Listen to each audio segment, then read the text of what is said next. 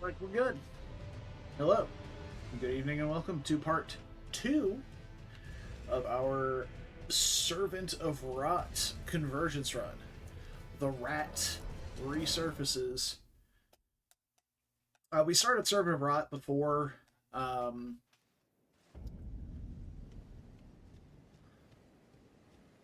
don't know where I was going with that sentence. We started Servant of Rot before a while ago, and never finished it. We started at part 1 and then got sidetracked by, I think it was Baldur's Gate 3 coming out, and just never went back to it.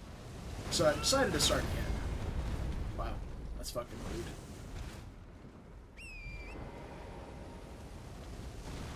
I forgot that those were a thing still.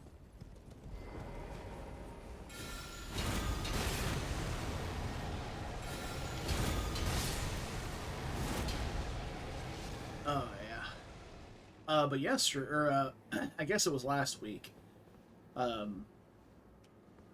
We fought the new boss from this mod that they added, the Servant of the Sealed God. And boy, oh boy, was that a fight. It was fun. It was a very fun fight. But it has some glaring issues for my build specifically, because we're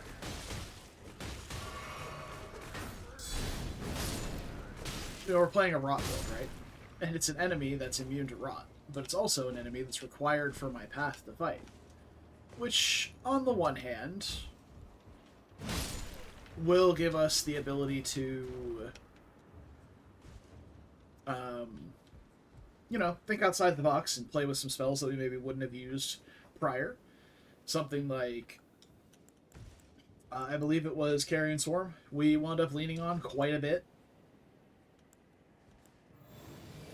And using Blighted Contagion to lower resistance to bleed. But, I mean, outside of that, we really were just, like, basically spamming Swarm of Flies. Oh my goodness. That knocked that knight on his ass.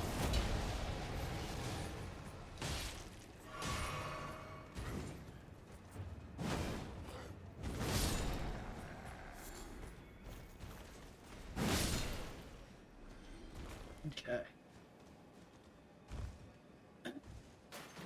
Now, Rotten Burst seems pretty good. Bruh. That said, the fight was still incredible. Like, I loved the fight. It was awesome. Some of the hitboxes felt a little weird. Some felt not punishing enough. Others felt a little over-punishing in a way. But I mean, the fight was fun. A great spectacle. Very clear Malenia call-out with how it worked. Well, okay, so there's not a ton of hyper if we don't get it, like... Maybe if we do it, like, a decent bit in the animation, we will. Oh, wow, that still knocked him in the air.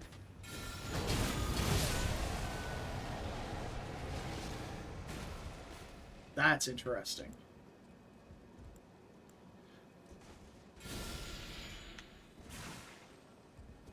I like Rotten Burst.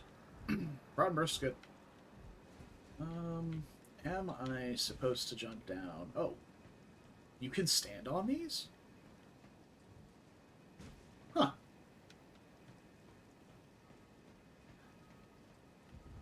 I'm gonna be 100% honest.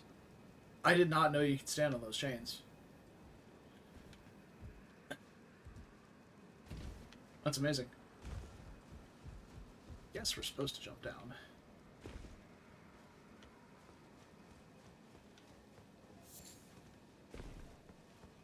I honestly don't remember if I can get up this way, though. Fuck. And thinking on it now, I don't think we can. But we'll give it a go. But anyway, that was my main gripe with the boss, is that it felt like a boss that was kind of tailor-made to counter my build. which feels counterintuitive to a boss that's required, but required for my path. Like Malenia, for example, is part of the Servant of Rot path, but the boss is not required to be killed. But Malenia also is not technically immune to Scarlet Rot. She just has a fuck-ass ton of resistance to it. So, in my second playthrough ever in Elden Ring, I did kill Malenia with Rot. Bonk. It took 3 full Exex Decay, pre-nerf, relatively close succession to each other, in order to get Malenia. What? You were not up there. You are a liar. You are a liar and a cheater. Because that guy was not up there before. I've been on that platform.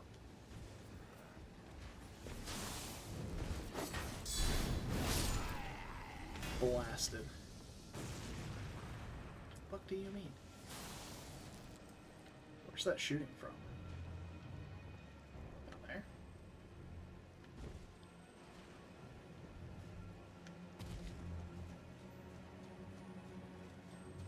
But yeah, the other guy, the new boss, the Servant of the Sealed God, seemingly was immune to Rot and Poison.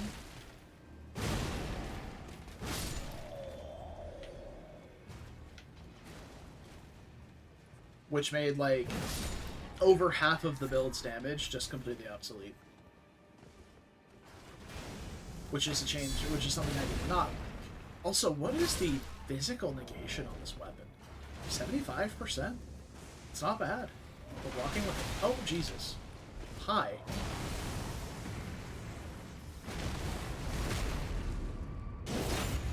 Didn't see you there. So let me double check what talismans I'm using. Okay. Old Lord's Talisman, Dragon Crest, Faith Arcane, and extra FP regen. Got it.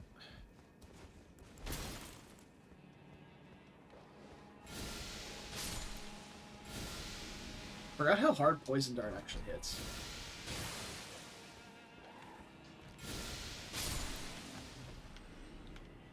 It's pretty good.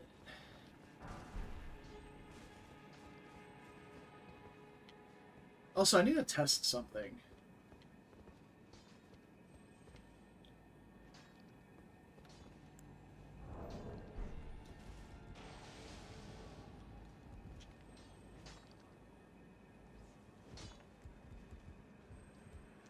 Let me test it here.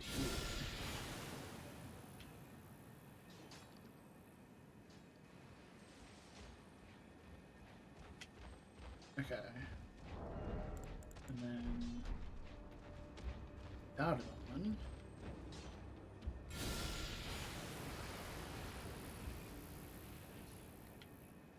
Oh, it does work. So Old Lord's Talisman increases the duration of the swarm effect.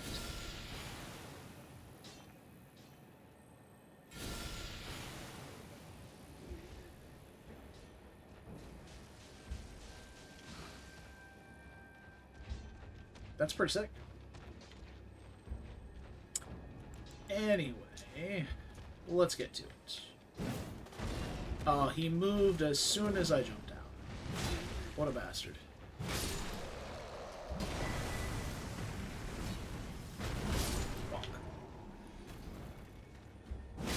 I love that this this has the Great Club moveset.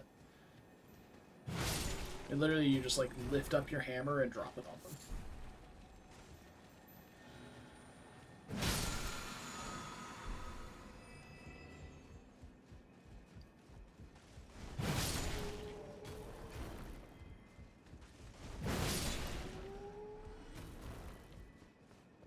Now, one of the things I would have liked about some of the physical classes, and I don't know if this is the case yet, because I haven't played all of them, is if some of them maybe looked into, like, the infusions. But from what I understand, they've changed the majority of the infusions in the game to be, like, caster-specific. So, for instance, the lightning infusion on a weapon, like the draconic infusion that makes it lightning, also changes the weapon scaling to fully to faith. So...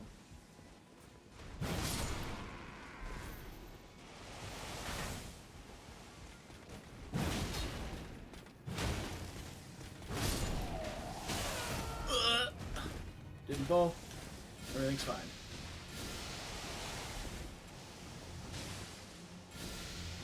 Causes a decent amount of stagger. Quite expensive, though. How much HP do I have? What's my VEG looking like? About 30? I'll probably cap off around 40 bigger in a run like this, and probably start putting some points into mind.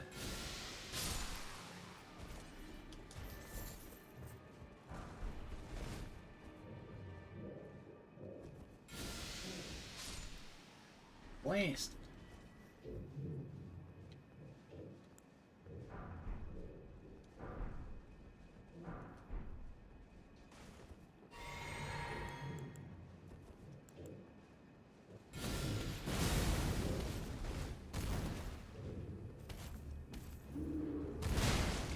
Oh. Yeah, the amount of buildup on that is dumb. Okay. I gotta remember how I get down to the grace here.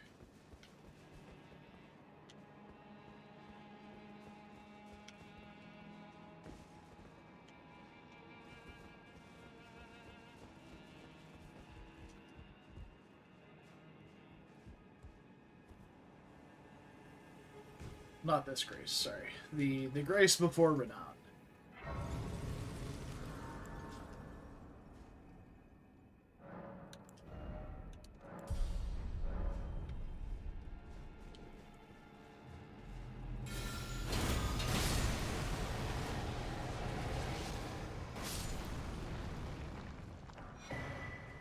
Radius on that is pretty great.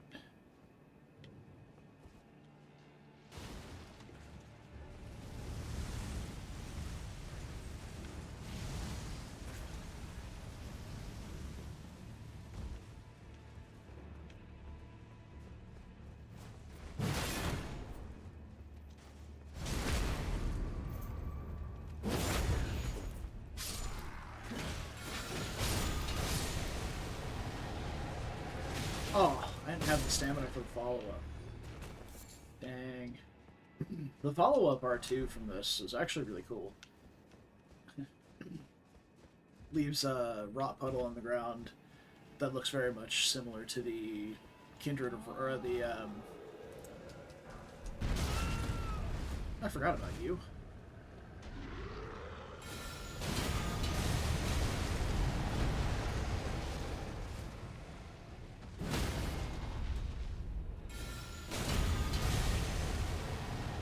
Where's my follow? Oh, did I not have enough stamina again?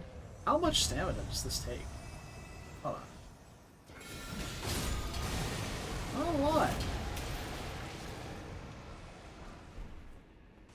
But yeah, the follow-up R2 after the L2 puts down a puddle on the ground that looks a lot like the Ancestor Spirits puddle of like blue goo.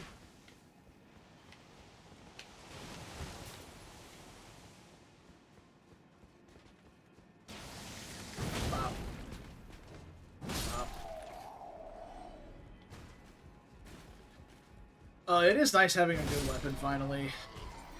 Like, I know the spells are a big high point for builds like these, but having a bonk stick to actually just hit things with is just, it's too nice. Running around with the rapier for a long time, just not having any sort of melee damage was kind of annoying.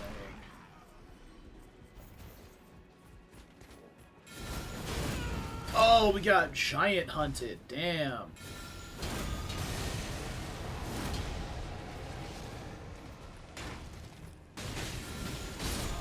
The hyper armor on that, though, is pretty fucking insane.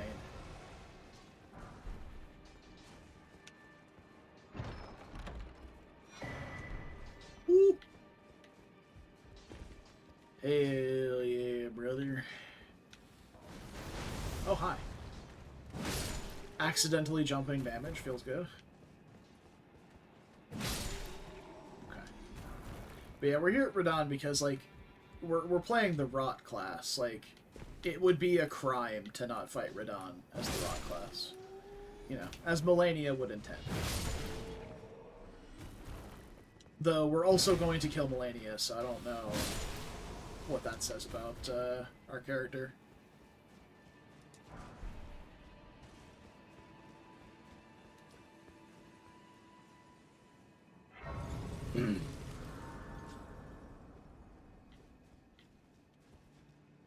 Okay. Do I need... I don't know if I need to rest. I don't know if I spent any flasks, but...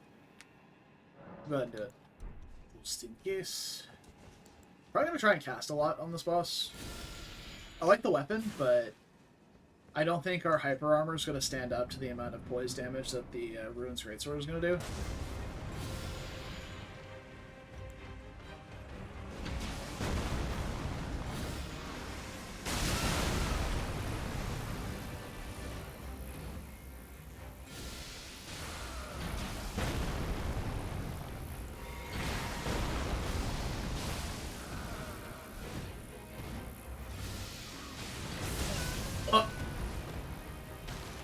Well, we got the double tick on.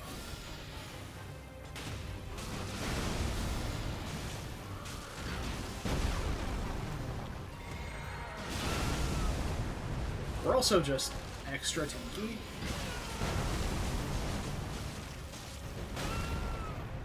Like, we have a ton of self-healing through the Blessing plus Chitinous form. The Chitinous form just fell off, so let's see if I can't. Oh, rolled right into that. You saw it? You saw it here first, folks? Absolutely skill issued.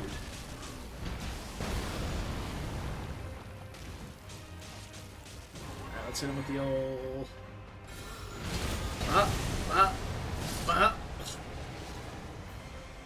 That's some damage right there.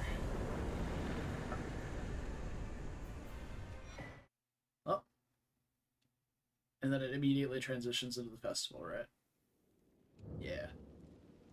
All the boys show up. You know what would be really cool? Instead of just a cut to black, if they had, like, instead of the grace spawning, like the fog gates stayed up, right? On both sides, so you can't get out. But then you see, like, a bunch of summon signs start appearing on the floor. And they just start appearing out of the summon signs. And then Jaren comes forward and starts his speech. And then the fog walls go down and the gray spawns and you can start to expend your runes and stuff. I feel like that would have been, like, a sick cut. I'm not a designer, but I know one of the devs was here before. So, level designer dev. But this part of level design, right? So, maybe they're around. Maybe they'll watch. But yeah, I feel like that would have been sick as fuck. Considering they already changed the arena a bit, instead of just a fade to black, could do something like that. That'd be really cool. Alright, let's go Rot Radahn. Yeah, I feel like a combination of Chitinous form giving damage reduction, as far as I remember, it gives damage reduction. Let me pull up the spell effect and see. Yeah, physical absorption by 20, non-physical by 10. And HP recovery for 45 seconds with Old Lord's Talisman and boosting that by an extra 30%? I would think. 20 or 30%? Doesn't say. Just says it extends the duration. I think it's 30%. So like an extra 15 seconds. Brings it up to basically a minute on the dot.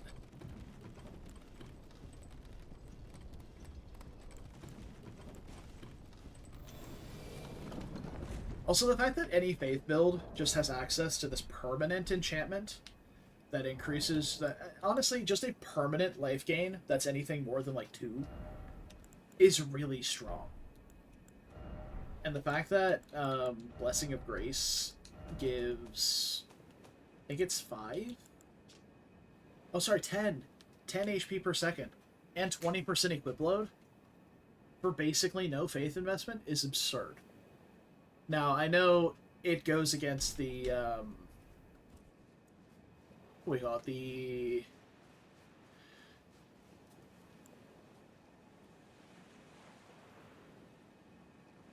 the new armors, like the Veteran's armor we just picked up. In order for us to get the bonus that we use our red flask, we can't have a weapon equipped with interfaith scaling, which includes a seal to cast it with, and just, I don't know. Well, if I take it off, it just stays. So, I mean, I don't know. I think some coding for the blessings might help. Or the permanent buffs, the enchantments, whatever they're called, might help with the,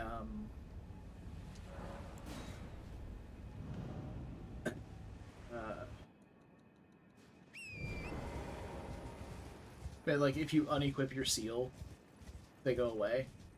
Or something. I don't know.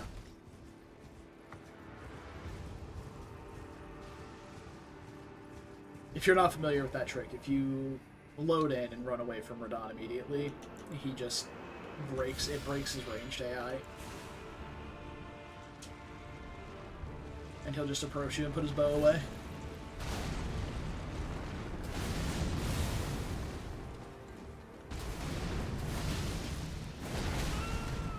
I'm getting blasted.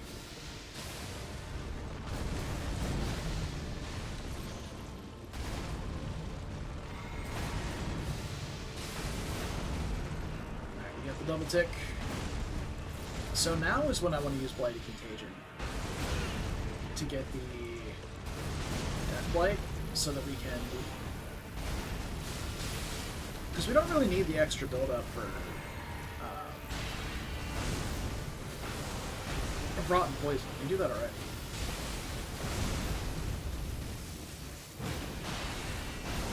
Bye. We already do plenty of Rotten Poison, so...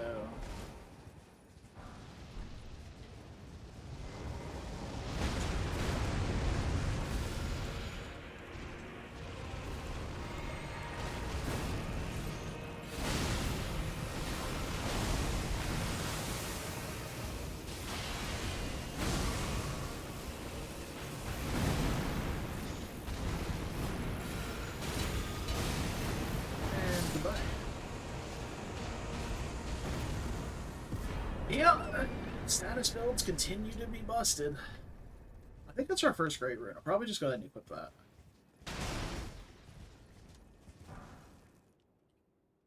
Get the HP bonus.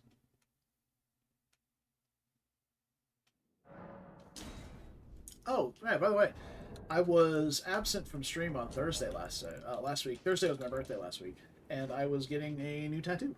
I got my Dark Souls 3 bonfire. I'll show it full screen later, but yeah, the bonfire from Dark Souls 3 with the dark sign imposed in the background behind the crossguard of the coiled sword. Oh, it's awesome. Oh, I didn't even drink my physic. I'm super happy with how it came out. It looks gorgeous. And it just started peeling today.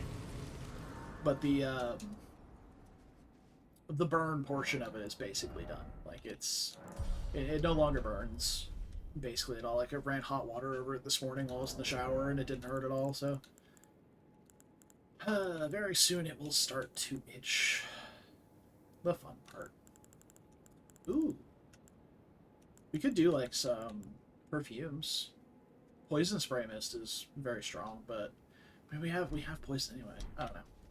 Maybe we'll save that for the perfumer playthrough. I do plan to do it at some point. Playing the perfumer, but not for a bit.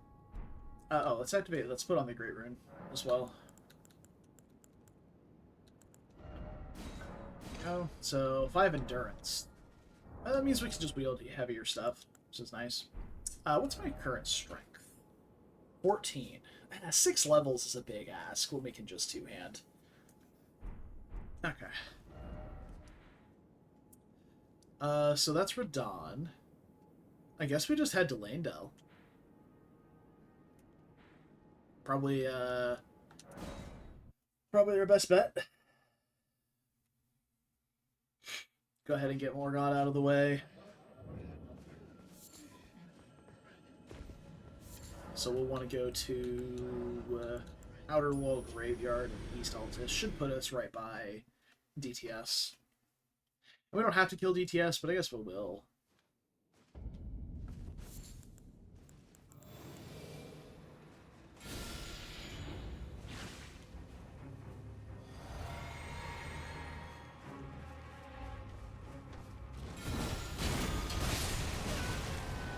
Oh, wow. And have the hyper armor on the follow-up.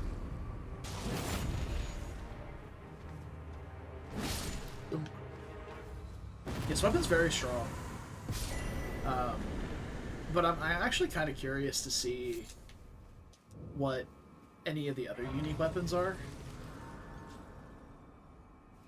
Also, do we have any other physic tiers that would be better than what we're using? Because the HP regen just feels completely useless. Probably just the Faith Arcane. We don't really need the HP regen anymore. Outside of that, it would be probably just the hard tier, the holy tier. Because even then, like, we're not using spells that much to where Cerulean Burst is that useful, so we'll just go with those. So I think the physical damage tier probably doesn't affect the damage over time portion of Rot, but just the probably the initial damage, which is not the point of Rot. Okay.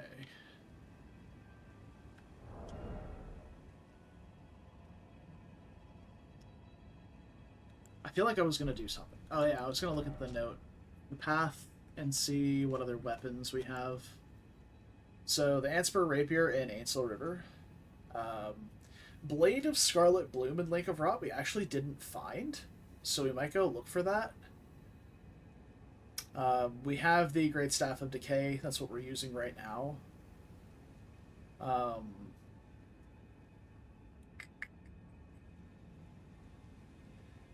Yeah, the Blade of... Did I find the Blade of Scarlet Bloom? Quicksilver Rapier. We got the Scorpion Stinger. That's not what we're after.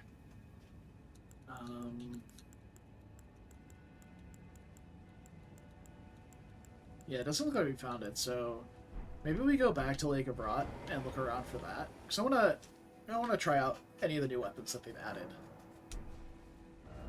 So go here. With everything so changed, though, like, where could it possibly be?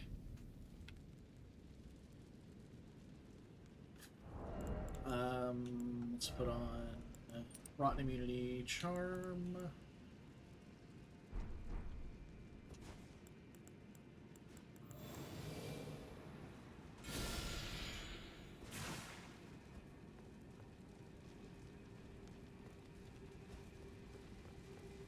I will say I did not look around the boss arena very much when we were in here before.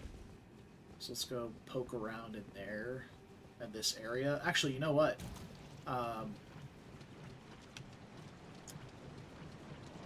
This is the way to Estelle normally. Fucker. Right, they made this place toxic as fuck. Every FromSoft trick in the book right now, including the archer in the corner behind you as you run around, the fucking ambush from the corner as you finally get to the enemy, like, every bullshittery trick in the book in this area. Not to mention the fucking ancestral railgunner jump scares. Just being annoying to begin with. Okay.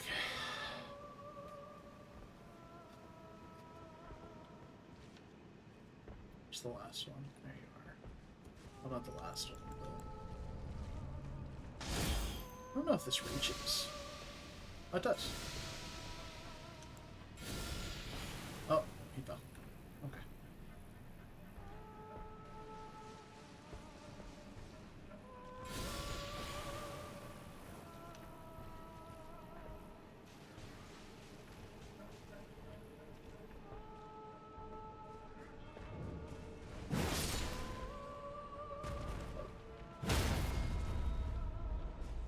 Okay.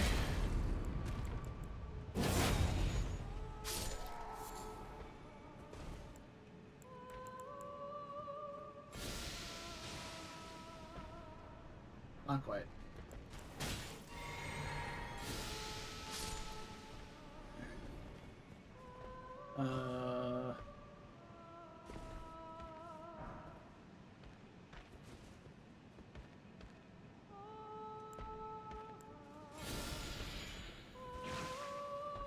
I'm just gonna hop my way down this way.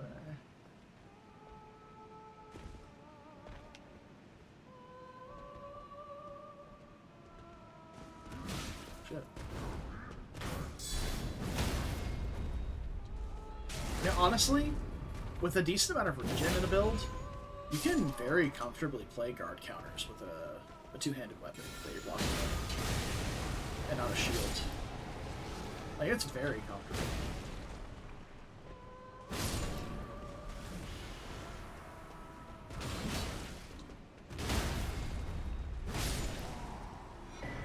Like, this feels more Juggernaut than the fucking Berserker did.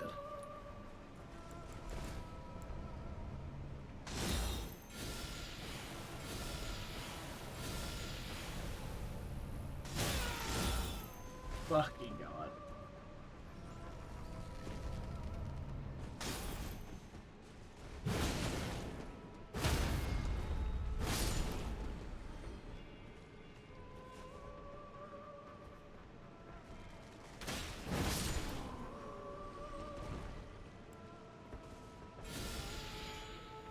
Around every fucking corner.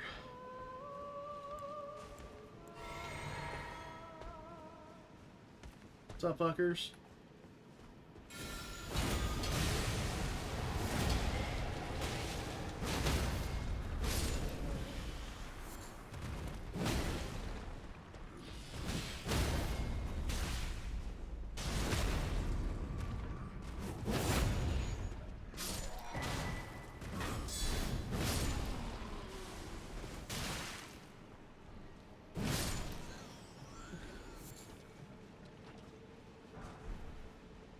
So I never came down this way. I just kind of rushed forward. So there's probably still this ulcerated tree spirit here. It's gonna be immune to rot, of course. Wait, what? Oh, it's Snuppet. It's not an ulcerated tree spirit.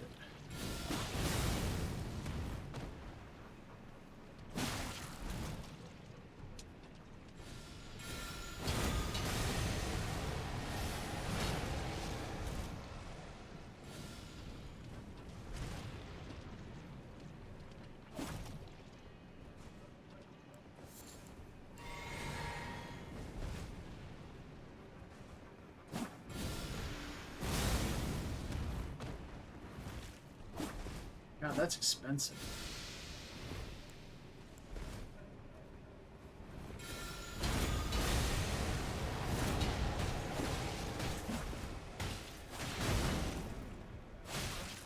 Oh, poisoned.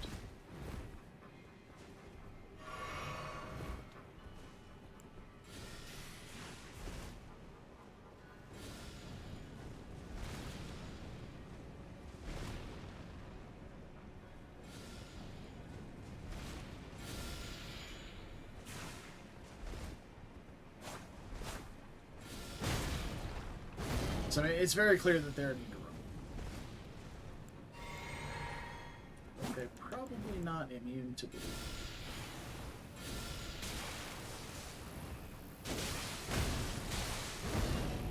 Yeah. Very much not immune.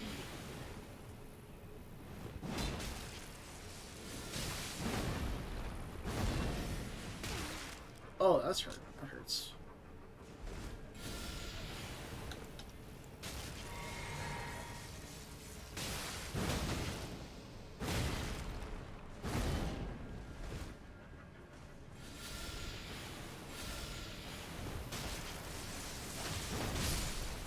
That's the game, boys. GG's, my good sir. Do we care about those? I think that's the base ones, is it not? Yeah, that's the basic armor we started with.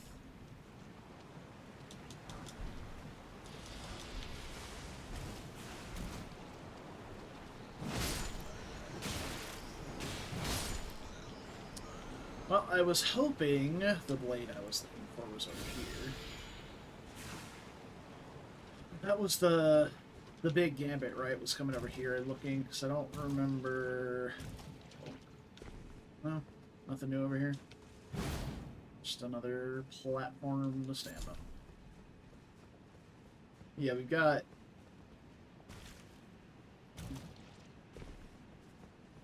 Well, it went up to there. That grace right there at the Grand Cloister, that was right before the boss. The boss is inside the arena there, where the Scorpion Stinger used to be. So I guess I never went this way. This way's probably nowhere, but... Never went to the right over here.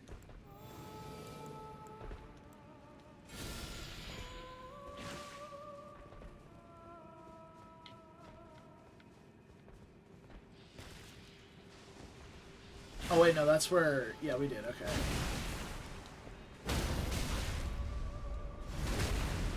Also, whoever's idea it was to program these guys to do nothing but nut non-stop. You know, I just want to talk.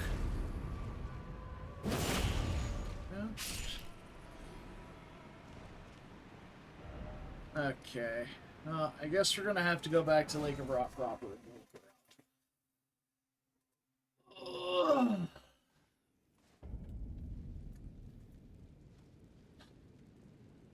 I wish it gave us more indication of just Lake of Rot, because there's so much here now. It used to be Lake of Rot was a place where you came to get the Rot Pot recipe, maybe some like mid-ish late game Somber Stones and Scarlet Butterflies, and outside of that, it was just a glorified hallway to Estelle and the brownie ending.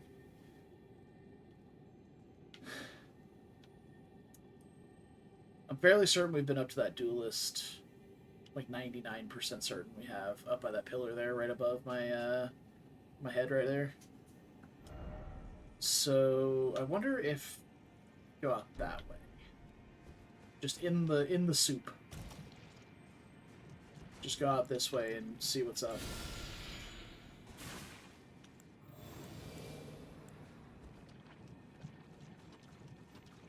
And again, as cool of an area as this is, having a decent amount of this character's damage centric around as a status affliction kind of really makes this area not fun to traverse. I mean, Lake of Rot was already not a fun area to begin with, but making it more difficult for the class that's supposed to come through here for power increase, it's just kind of like layers of dickishness.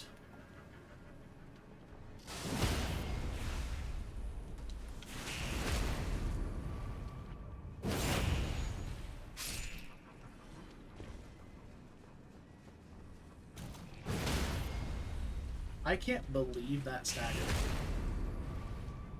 I mean, I guess it was still a jumping R2, technically. Yeah, like, are these guys immune to rot? Yeah, they definitely are.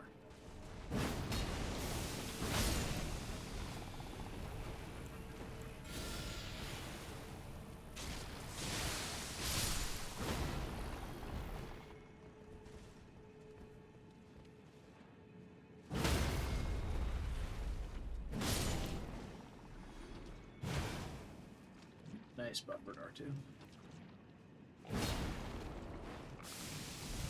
He leaned backward. do his little breath mist. Unbelievable. No, I think we've been down here too.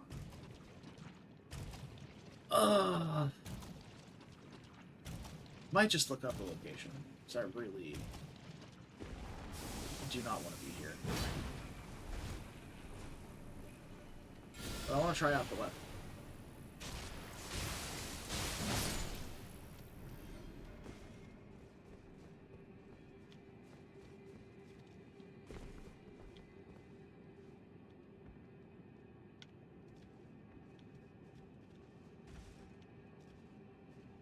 Alright. Let's see here. What's the item called?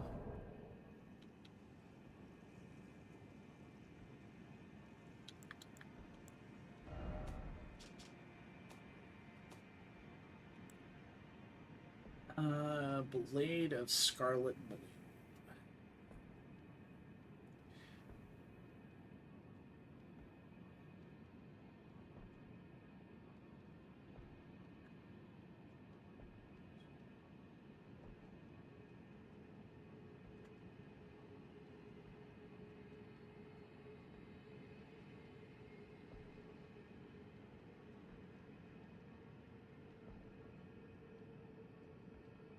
Okay.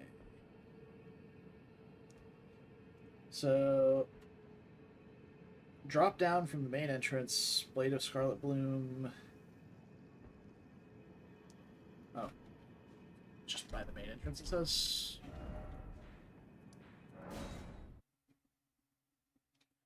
Let the video play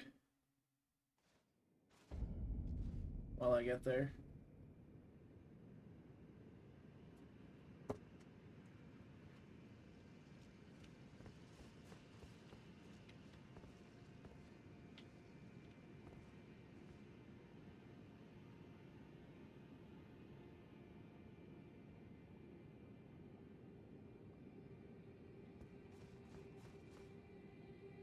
I remember, I feel like there was a chest, like, right over here.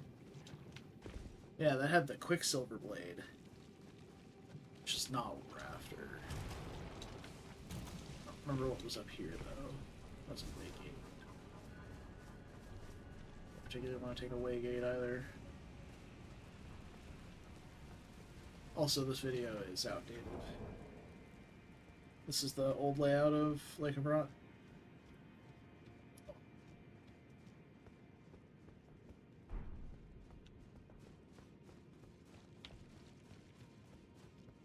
I think anyway. Guess we'll see when I get up here. Bruh.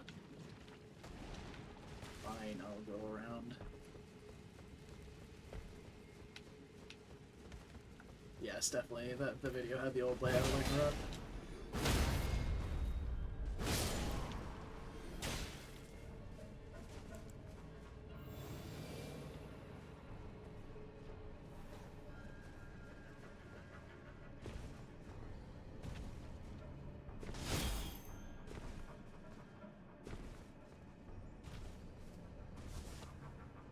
I remember the Clean Rot Knight here.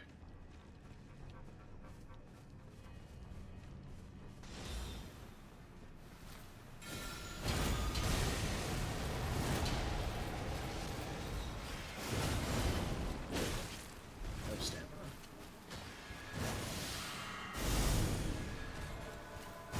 I wonder if there's some psychopath that's completed the Lake of Rot without the Rot immunity talisman. In Convergence, obviously.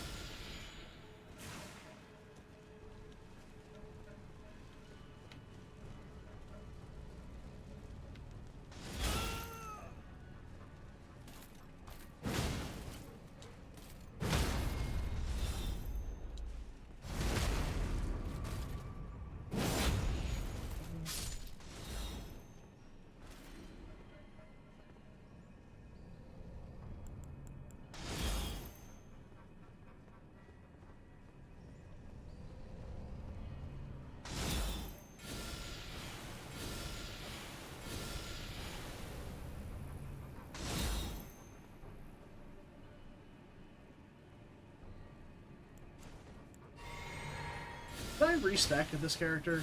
I feel like I remember being able to shoot like 4 of those at a time. I think I did respec for to use the weapon. So yeah, maybe now that I'm around 35 big, we can pretty easily start putting some points into mind again. For a little bit at least.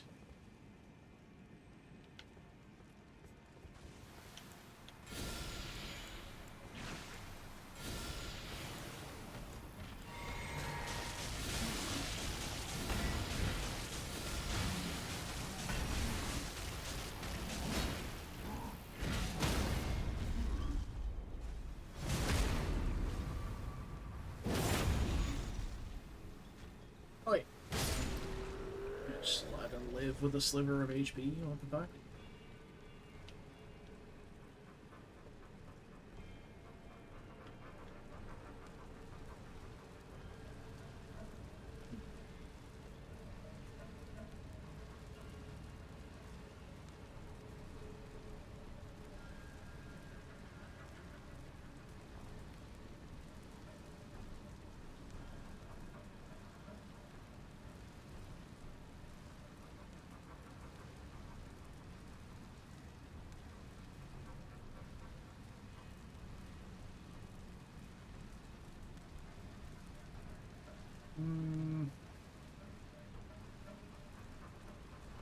No.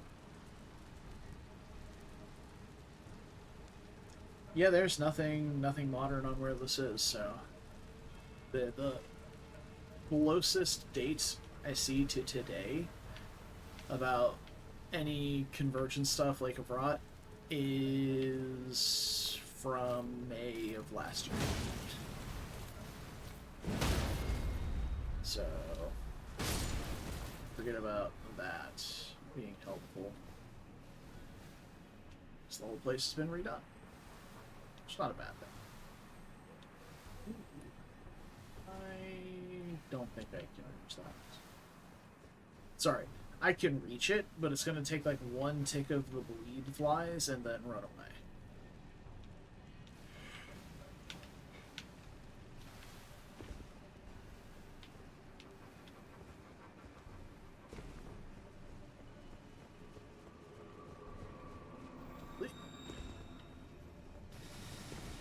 Parkour god.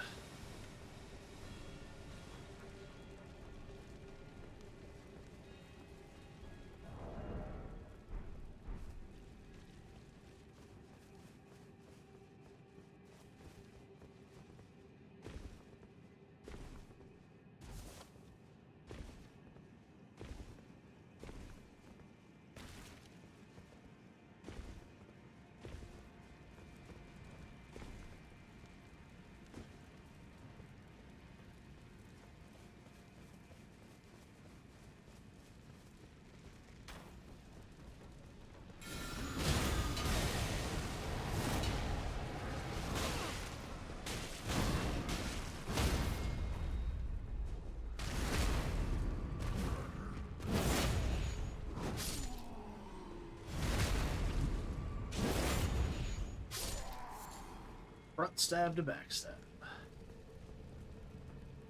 Love to see it.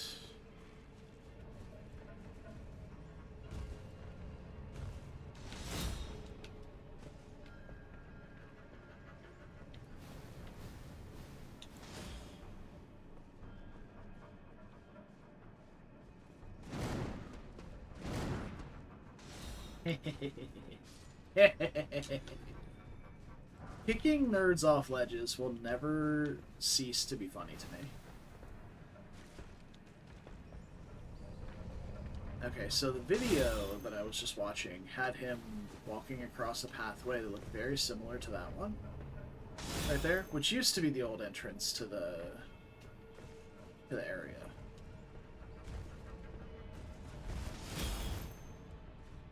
But I'm pretty sure we've been over here.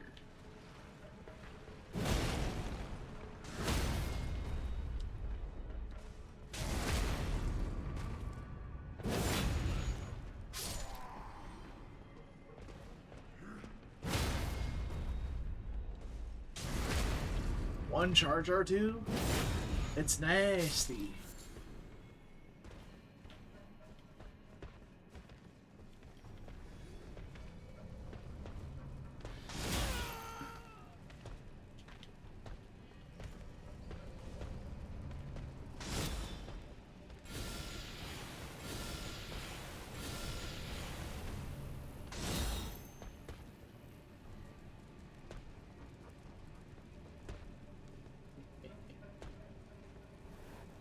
Have some bugs, idiot.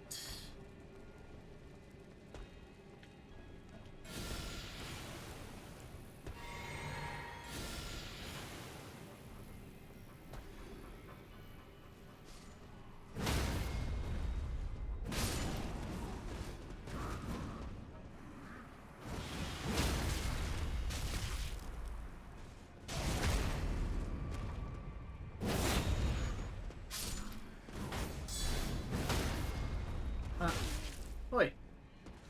No! I riposte! You dick!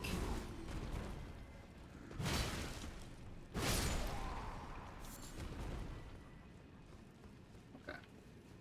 So we've definitely been up here to light this fire. Pretty sure I would have checked down behind it for goodies. Which I did. Well, whether I did or not, there were none. This time. So.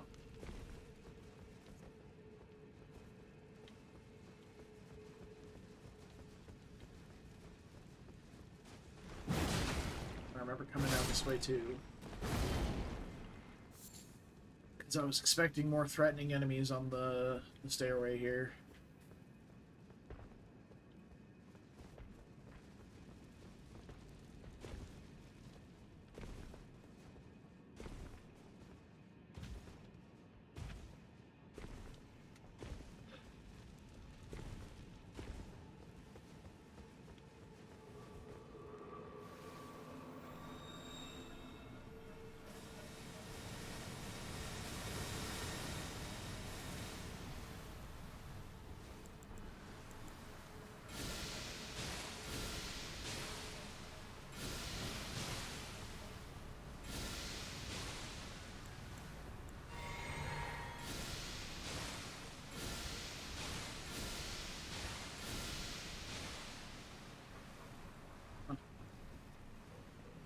I would have swore those were able to be poisoned.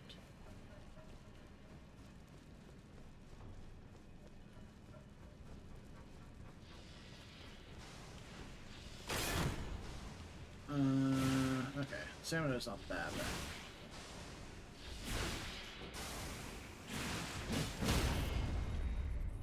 But I mean, you should also just dodge them out.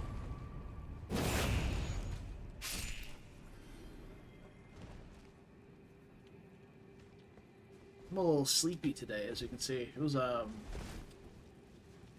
quite the day at work today.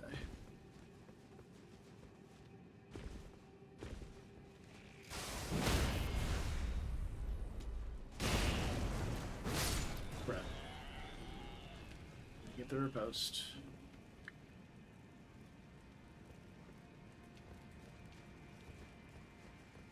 I'm fairly certain I did jump down behind there as well. Jump down here, though. Oh, boy. Soft cotton. Don't mind if I do.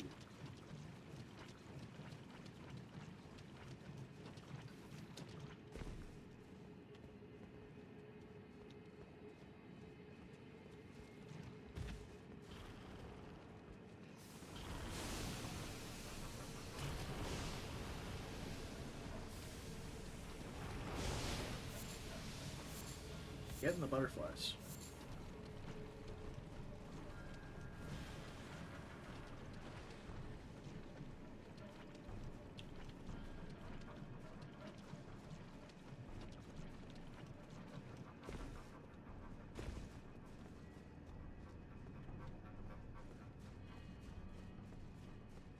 I don't know if I've been up here before.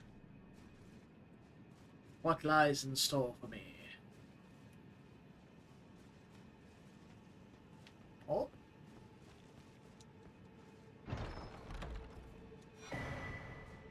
Let's go.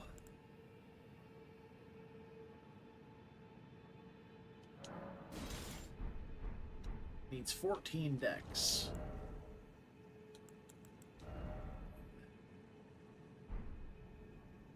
We have 12. I mean, I've got enough levels for it, so let's go ahead and throw the points in it. Take a look. It's not a complete waste. Dexterity helps with casting speed as well, so it could be, you know, it's not the end of the world. And that's one land. Alright, Aeonian Rush. Oh. That is just straight up Millennia's charge. Did you see the distance on that? We went all the way down the stairs.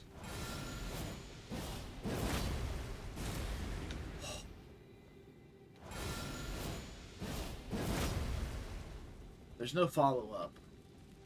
It looks like that's the whole ability. So you rush forward and then the slam. There's no additional input for that. And outside of that, it seems to be just the standard curved sword.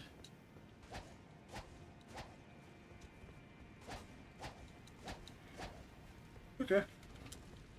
That's it's pretty good. I gotta test out the damage. We gotta look at like the hyper armor and definitely the tracking as well. See if it can't charge that far forward all the time. Like it has to have some sort of smart stopping. Those are the chap find them well. Fuck. I don't have any Somber Stones. Alright. Time for a road trip.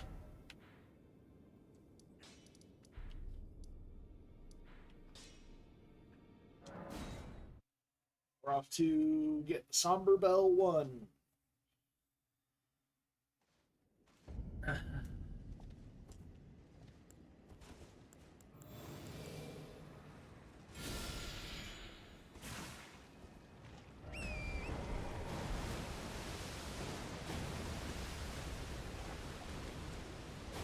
It feels so different playing Elden Ring right now. Not because I've been playing significantly other stuff. Like, I have been playing a lot of Stardew Valley recently since patch 1.6 came out. But I've actually just been playing my all bosses character. I have shifted to a max level character instead. Which I'm just taking the character to max level.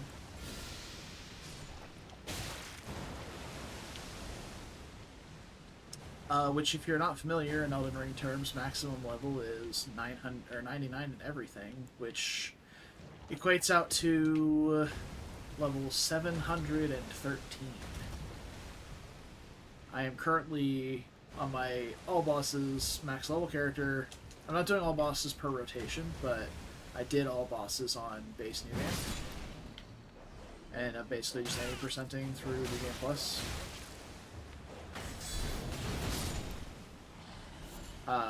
Just entered New Game Plus 5, which, if I understand correctly, is where the scaling starts to get overly bullshit. Where everything starts hitting a lot harder and taking a lot longer to kill. By comparison to, like, even just the previous New Game iteration. New Game Plus 4.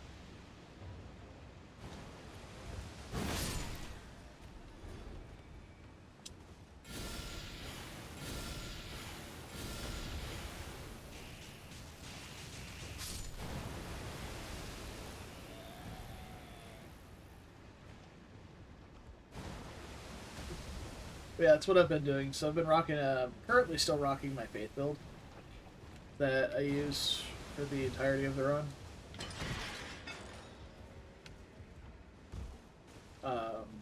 So it's just expanding on top of that. I've got 99 Faith, about 30-ish Strength Index, kind of splitting evenly because, on the one hand, Blasphemous Blade and Sacred Relic Sword, the Ride Against Sword, the Ride Sword. both scale off of dexterity for their physical stat the best. It's pretty comparable between strength and dex on Blasphemous Blade, but the other one definitely levels more on dex. Now that we have capped faith, of course, they both level faith the best.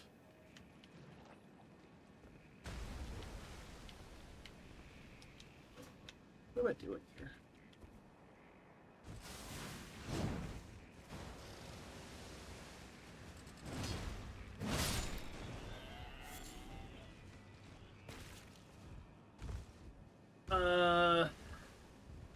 I forget how I'm supposed to go forward here.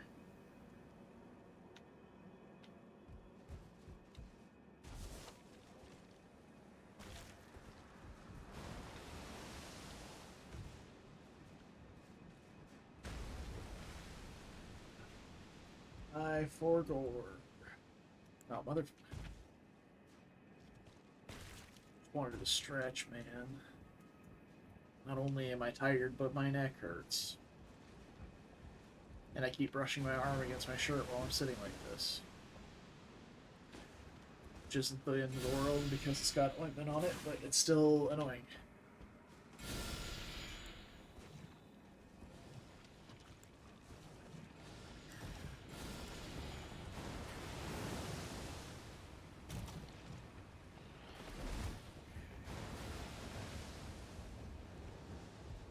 Now this was a really cool sequence where the gravity boys just kind of appear out of rocks.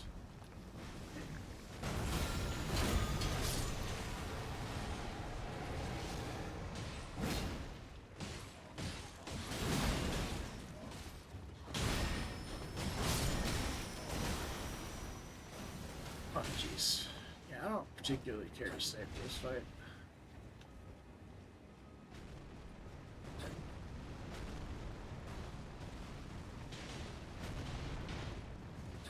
Making sure I wasn't missing something over there.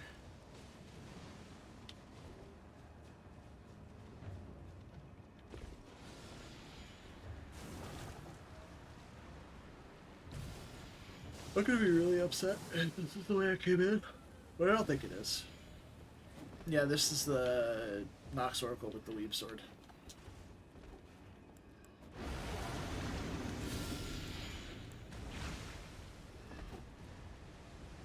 Sneak up on him.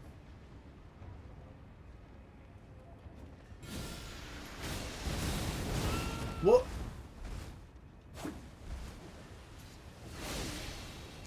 Ow! Jesus Christ.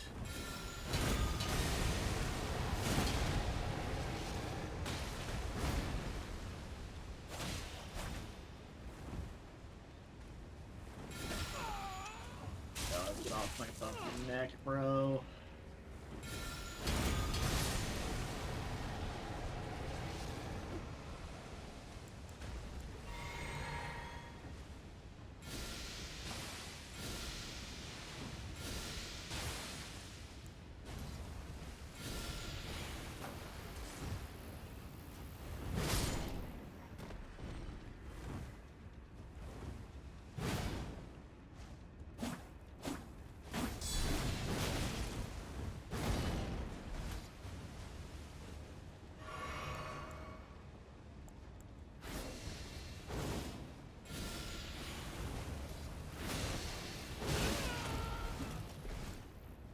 Getting weaved on, bro.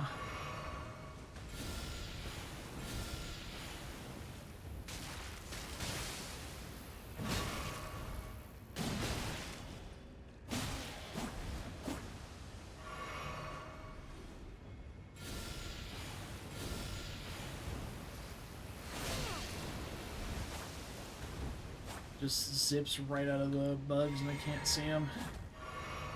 Also, ridiculously tanky for this area. Compared to the rest of the enemies, also hits like a fucking train compared to the rest of the enemies in this area.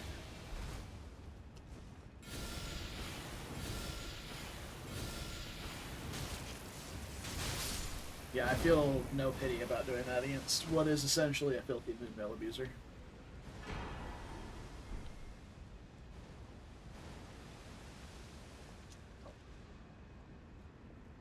You're not the key to get in? Do I have to kill everything here?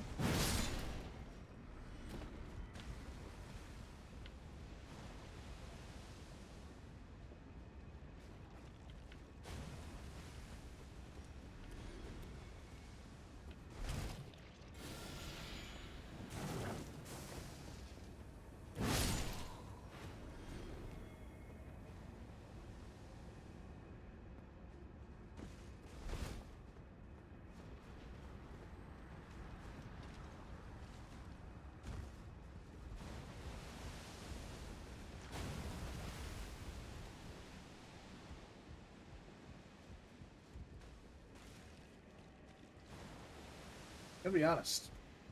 I don't remember this wall being here. I'm pretty sure I remember it going down after I beat that invader. Quote unquote invader. But maybe I have to kill this guy too? All the guys that are on the pathway?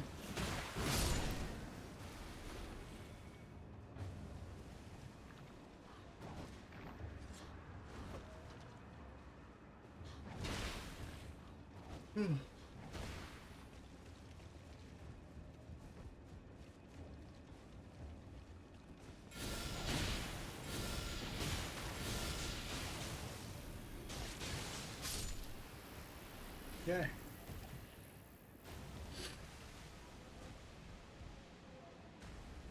Still no. How did I do this last time?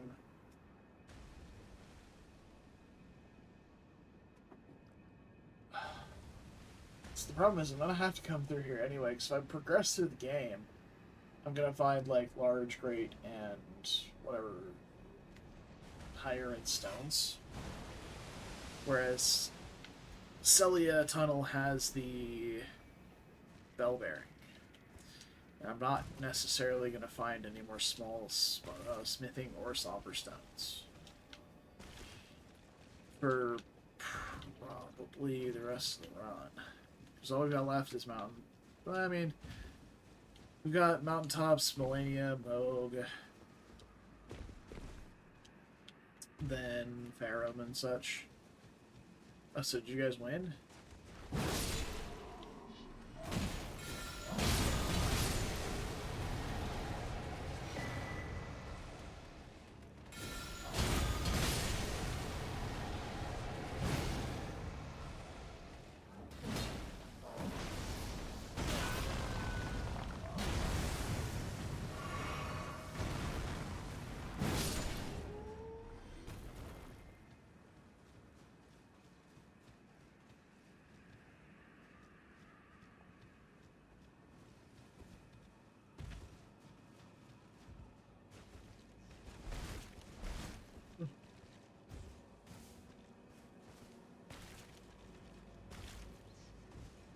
Yeah, I have no idea where I'm going.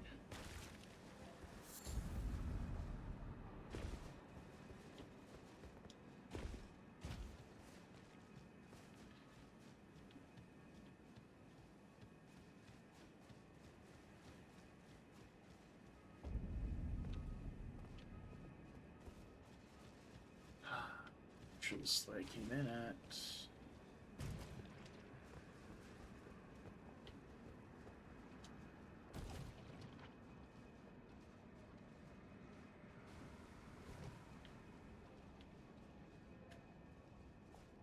Oh, this is the door. I mean, let me in.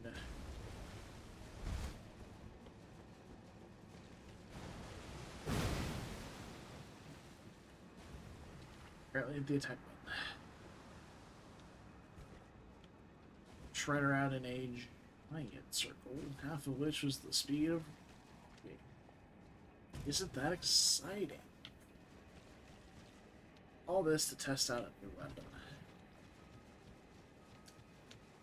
SMH my head.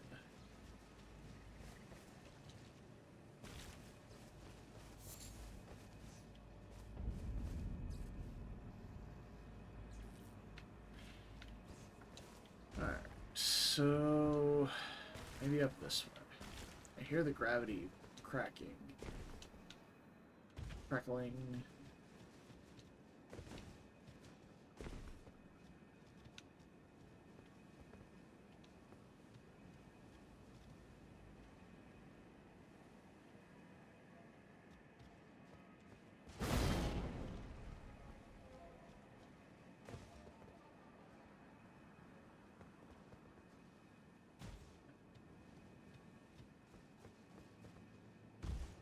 Oh.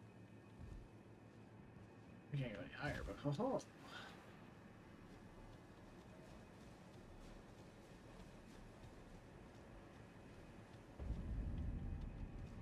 Alright. I'm confused again. I don't know where the fuck to go.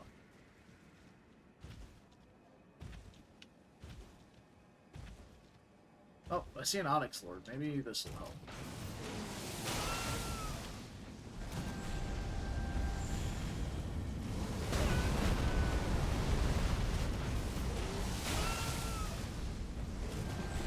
I would like to play the video game.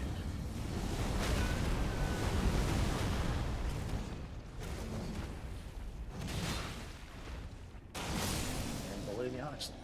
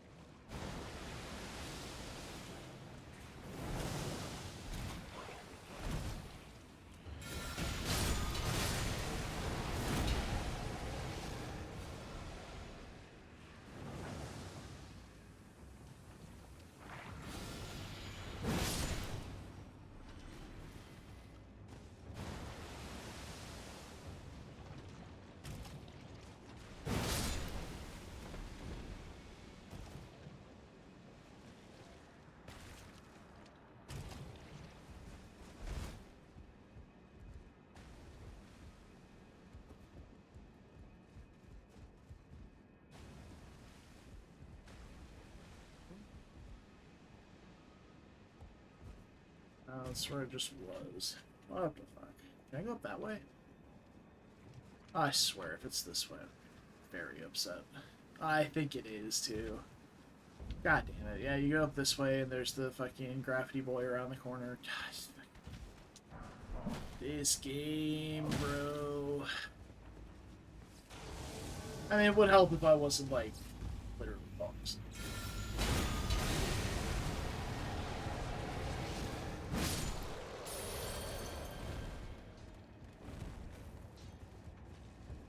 Also, another thing I'm adjusting to from my currently New Game Plus 5 run is that I leveled up Endurance to like 60.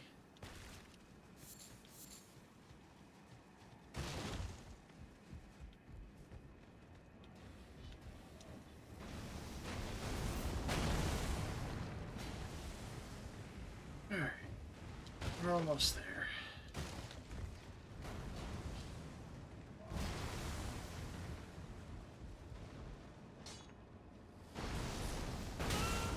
Man, that was quite the shot.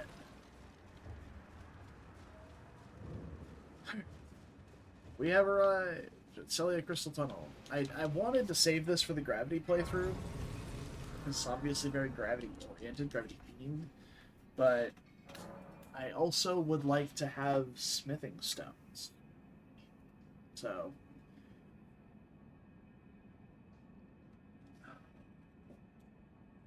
that is a thing. I'm gonna run to the bathroom real quick before I start this tunnel.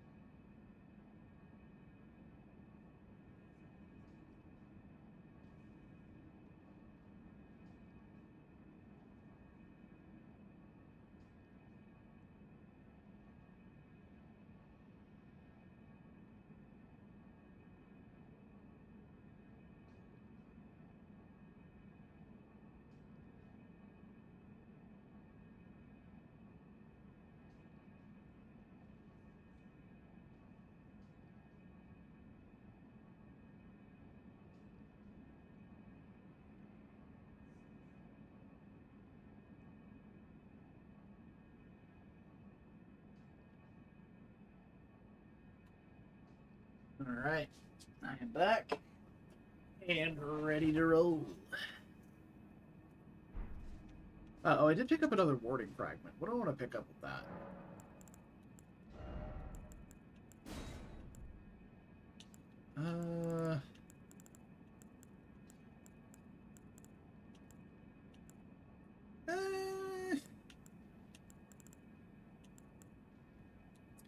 We picked up the holy one for the late game.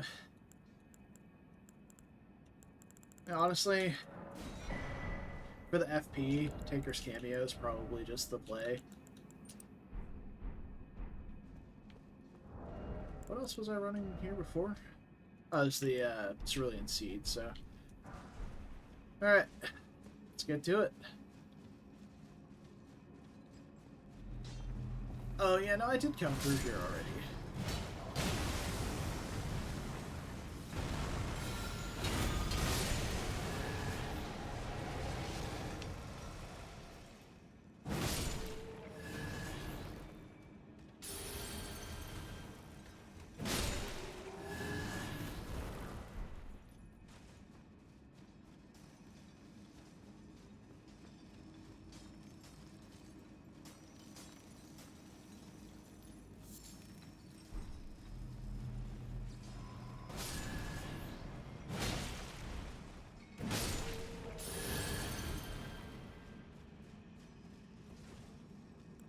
I kind of want to see how much FP we get back from Taker's cameo, because they definitely nerfed the HP regen. Well, the FP seems, I think, maybe a bit lower too. Maybe not a lot.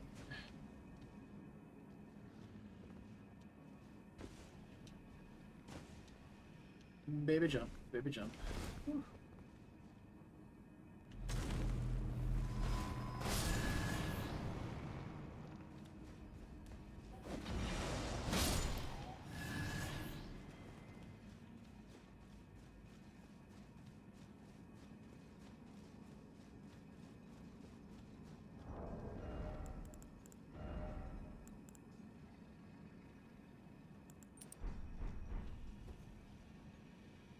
For boss fight? Yes.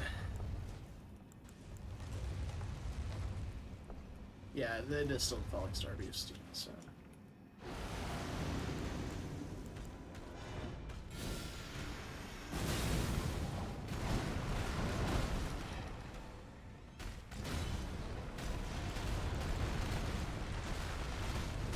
Well...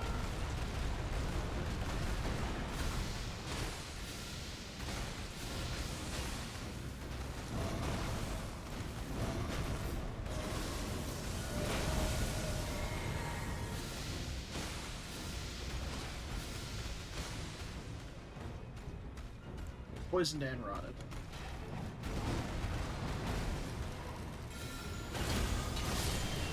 Dude, the damage on these, like, new weapons, unique arts, is fucking biblical. Like, they do so much damage. It's absurd. Alright, then Somberbell 2 is going to be an Altus.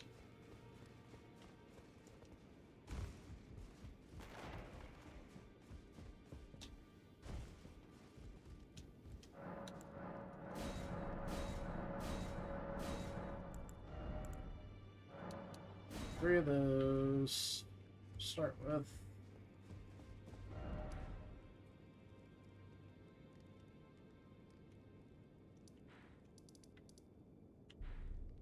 Somberbell's in this cave right here, so we've already got the grace we need to get to it, which is nice.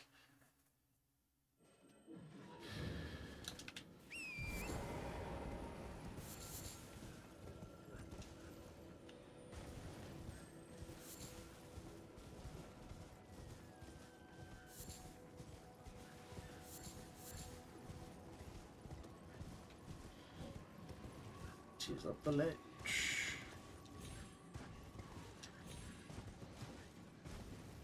Like I've said before on the channel, if you are new to the game and you see jellyfish off the beaten path, follow the jellyfish.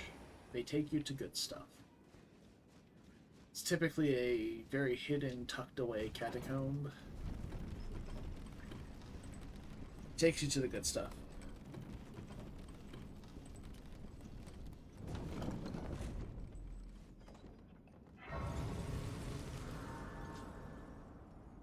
I will say this. Again, this is more of a nitpick of the overall feel of the mod.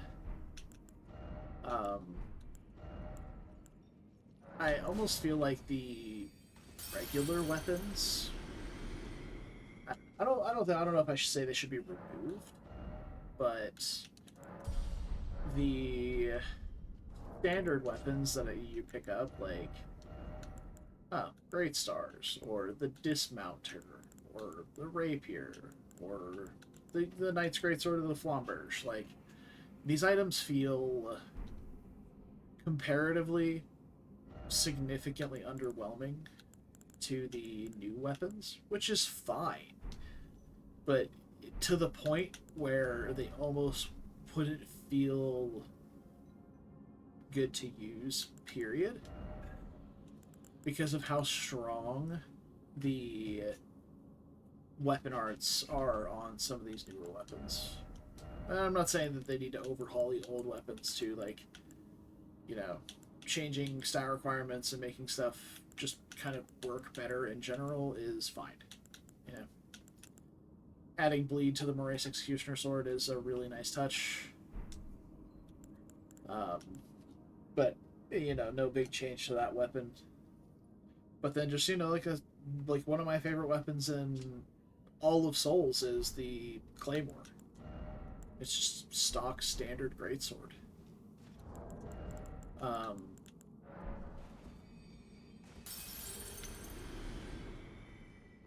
And I would definitely be, I would say, at a significant disadvantage in this build for using it. If I were to use it, I should say.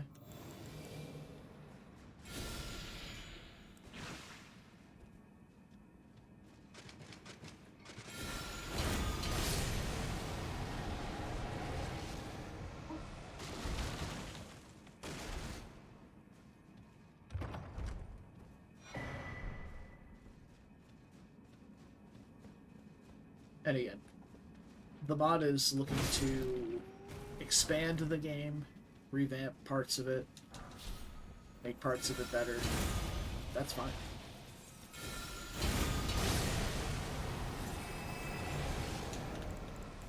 Elden Ring's vast variety of salt and pepper weapons is what give it that extremely open, huge world feeling. And the Convergence mod is, if you've seen a playthrough of this versus a playthrough of any other game, or any other Souls playthrough, even if it's not a first casual playthrough, right? People who just like to take their time and explore and stuff like that will play Elden Ring for, what, 30 plus hours in a run? I think it's about how long it took the DLC character to make it through.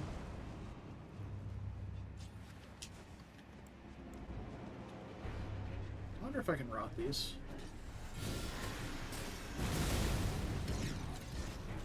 Yeah. Nice. I have a special gripe against the Ringblade Crystallion. Oh, right, this is a strike weapon. They're just getting fucking melted even without breaking stance. Jesus. Ringblade Crystallion. It was Crystallion Duo that got me, but it was the reason that I lost one of my, I think it was my first, maybe second Deathless randomizer, was I got hit by that little jumping spinning attack like 3 times within the span of a second when I was in Dragon Barrow at the very beginning of the game. I had like 30 VIGs still, like I was pretty confident that I could take them. And I was going in for the charged R2, it got basically one shot. After like 30 to 45 minutes of setup, I was like, oh, that is just the worst. Alright, so we have enough to get it to +5 at least. And it may not be comparable damage to the other, but I definitely want to try it. If nothing else, to see how it works with stopping short.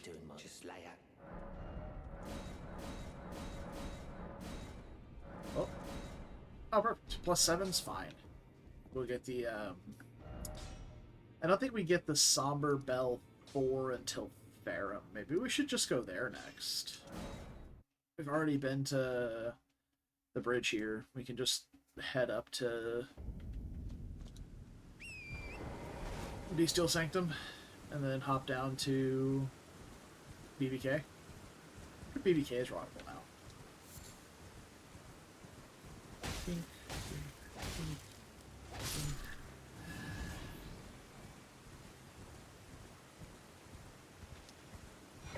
Alright.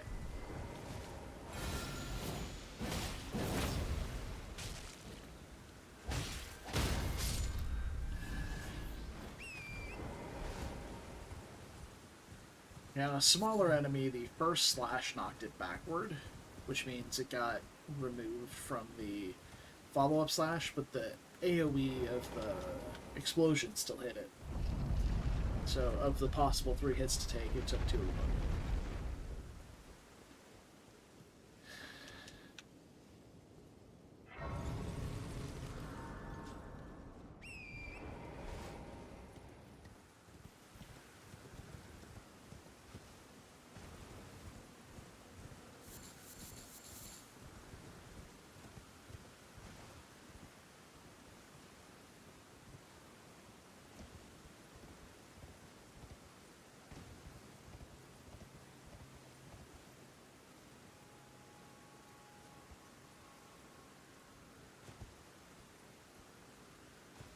Where's that Spirit Spring?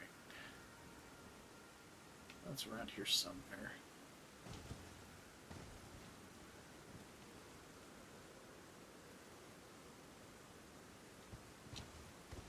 Over here? Oh, yeah, there it is. Beautiful.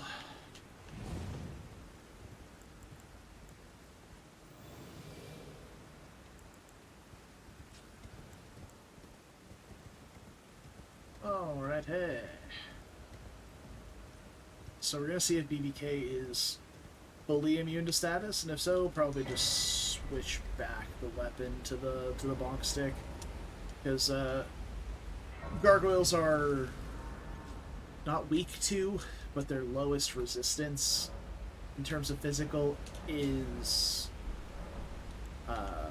strike. So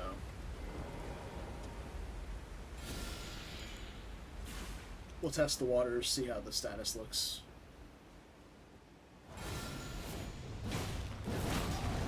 Oh wow, there's quite the radius on that.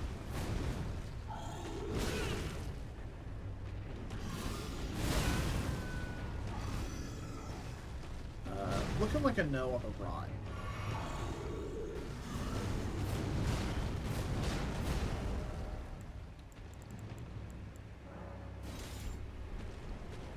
So we're swagging.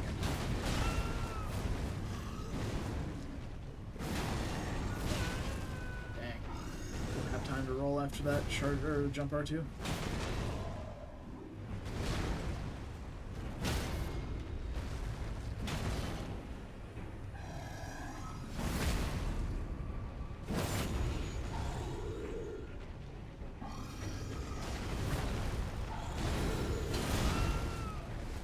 Oh, that was painful. Holy fuck.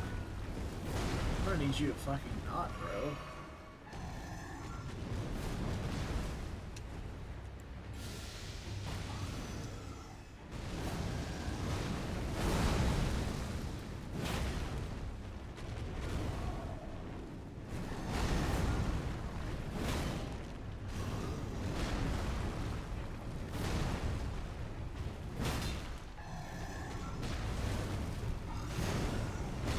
Oh, I was out of stamina. I was like, no way, I totally dodged that. Game. Okay. That's one of the things that's nice about having, you know, flexible weapon types, like having access to a slash weapon, a pierce weapon, a strike weapon. It's all really nice. Especially when you run into bosses like Borealis. Borealis is like a 80% resistance to, I think it's Pierce and Standard, or Slash and Standard. And then like 45% resistance to Strike, but only like a 10% resistance to Pierce. So it's a thing.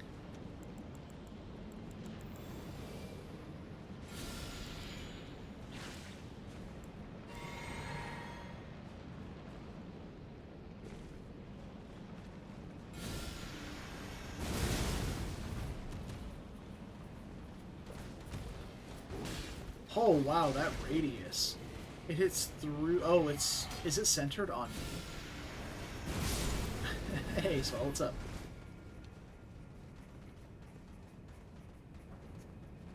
I'm currently running around as an absolute rat.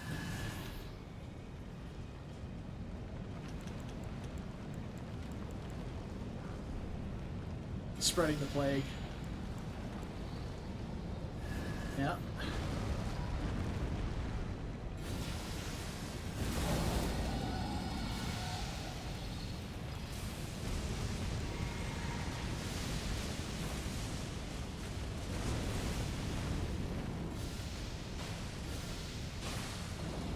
We got both status effects.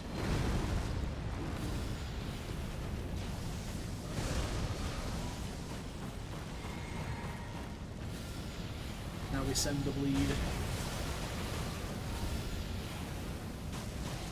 Oh yeah, I can cast 4 Carrion Swarms now with 1 bar.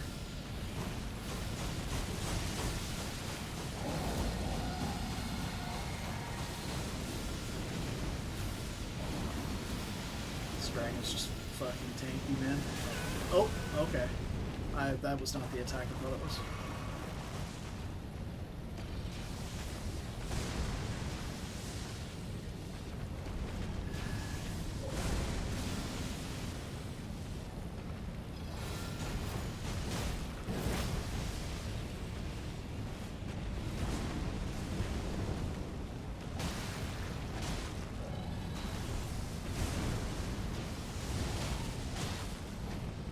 Hit him with the sword in the foot.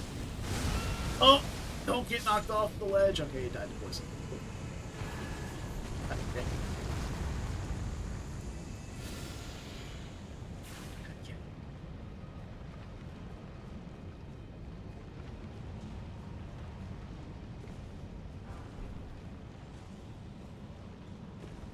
Alright. I feel like I like the scimitar better than the great hammer. It's true, you know? Also, fuck those dragons. One of the worst enemy types in the game. Let's push to 40 Vig, since we're in a... I think we're in a much higher level area right now.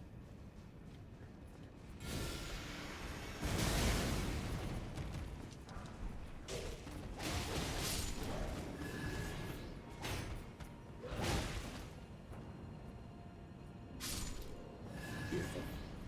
We braid the plague. Yeah, probably pick up at least up to 40 HP. I can't believe how huge the radius on this is. That's wild. I didn't realize that it also pierced walls.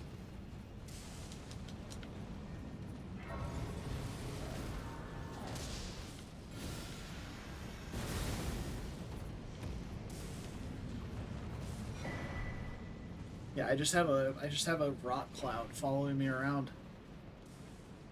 Rot and Burst is way cooler than I gave it credit for.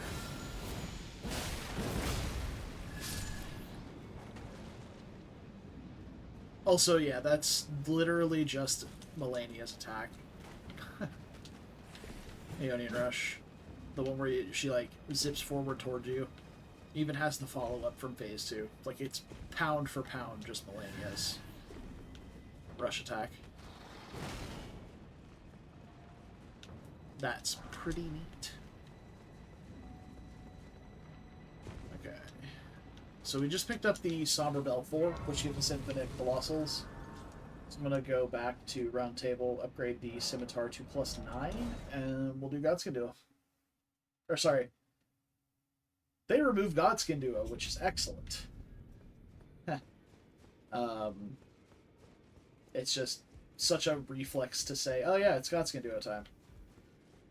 It's been replaced with the Lightning Lion, which is really cool.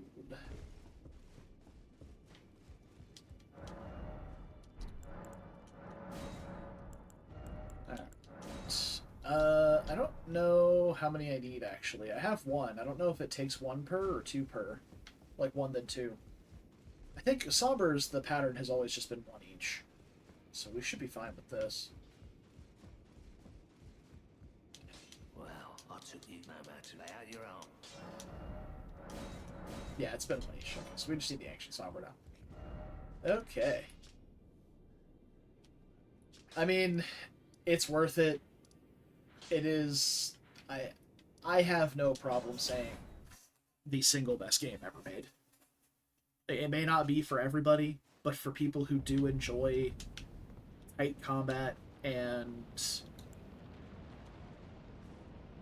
Excuse me. People who enjoy tight combat aren't super huge into, like, narratively driven stuff.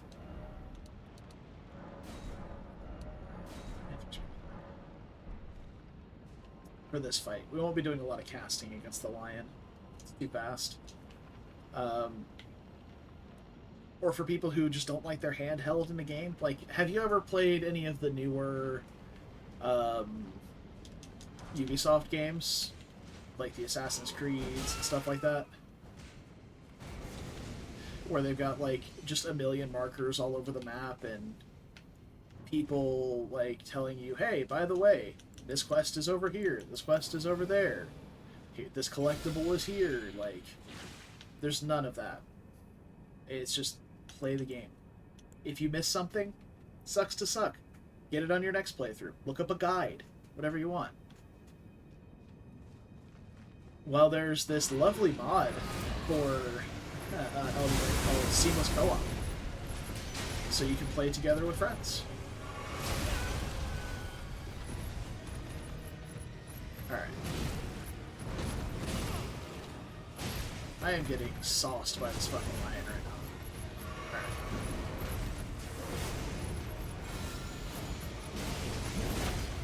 That actually worked out phenomenally. I don't know if I'll have time to trigger poison, but I will try. It's worth, like, I got a friend to play it. I bought my friend Elden Ring. I was like, you need to play this game. So I bought it for him. And then we installed Seamless Co-op. And we did a randomizer together. His first ever run of Elden Ring was a randomizer. And ever since, basically every day, at some point, I see him on Elden Ring. Like, he's done normal runs, he's done, I just want to do a themed run. He's done other randomizers. Like, it's just so excellent. But he had to be coerced into playing it the first time.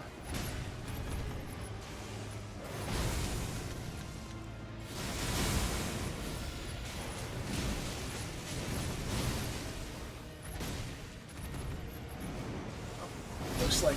Oh! Looks like I'm fucking dead. Oh, no, not quite. Oh, that's the wrong flask. Oh, Jesus. Oh, Jesus. Okay, we're good. Everything's fine. I'm not panicking. You're panicking. Waiting for my opening.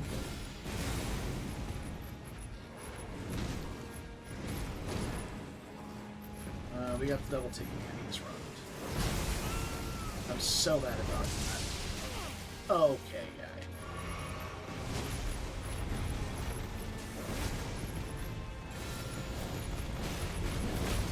Ooh, the tracking and... Oh, you bitch! You're gonna die to the dot, and it's not gonna count, because I'm gonna spot... Oh! It counted! So, if you're in the death animation and an enemy dies at the same time, uh, if you get the pop-up for whatever, like, enemy felled there said, or, you know, like, whatever slain, it counts. So I will jump down here, I got the rewards, the boss is no longer here, and I can pick up the money that the boss dropped. I guess because the lion has such a short death animation, it counted. Because, like, other bosses that have, like, even a, like, kneel down, and then it pops up, I would not have gotten it. Okay.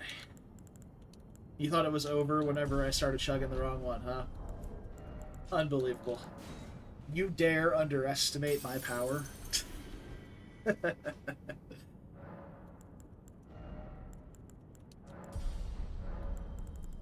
Oh. I can't change the affinity on this weapon. That sucks. I also never activated Radahn's Great Rune.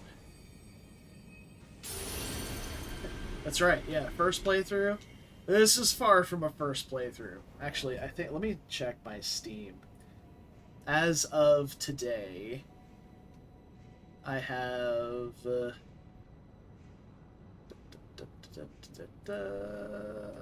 975 hours in the game. Between, like, normal playthroughs, randomizers, convergence. So...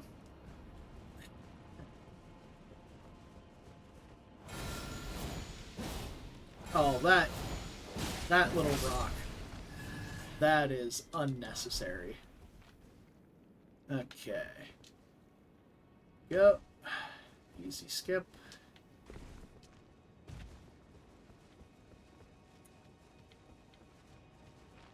But yeah, like, when you get right down to it, my first playthrough of the game was about 130, 140 hours, something like that. It was a long time. It's a very long game if you just go in blind and you have no idea what's happening. And you just want to explore. I'm going to take my time. I'm going to go, like, alright, I'm going to open the map and I'm going to go to this area here. And I'm going to start here, and then I'm going to walk my way up here, and then I'm going to go over here. Like, you have so much to do if you play the game like that. You just want to explore the whole map and just see what the game has to offer you. And even in subsequent playthroughs, like my second playthrough was basically a repeat of my first, but it took a decent chunk less time because I wasn't, you know, I had previous knowledge. A lot of bosses that I would have, like, died multiple times on in my first playthrough, I just one-shot, or I had much more experience on, so I didn't waste that time. But I still spent a lot of time exploring, checking out the builds. So I was playing a full faith build versus my first playthrough, where it's just like a strength build. I can't say just a strength build in good conscience, because it was so much more. Oh, that character was obscene. But I'm glad I got to experience what was probably the single most overpowered build in the game, completely by accident.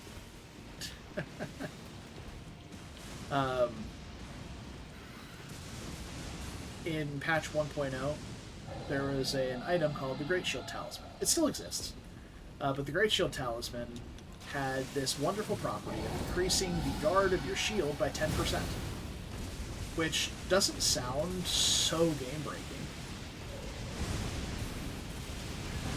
But there was this lovely weapon called the Fingerprint Shield, which had 90 guard boost, which is essentially your percentage of block when fully upgraded. And if you are following along at home, 10% of 90 is 9, so it would bring your guard boost up to essentially 100%. So if I blocked an attack, I would take 0 damage to my health because I'm blocking the attack, and I would take 0 damage to my stamina because I had 99 guard boost. So I could essentially infinitely block and then poke from behind my shield with a spear or any other sort of thrusting weapon. Like a great spear, thrusting sword, or heavy thrusting sword. With that build, I blasted through the entire game. It was such a wonderful power trip. Like, it was really fun. Since then, the fingerprint shield itself has been nerfed, and the Great Shield Talisman has diminishing returns on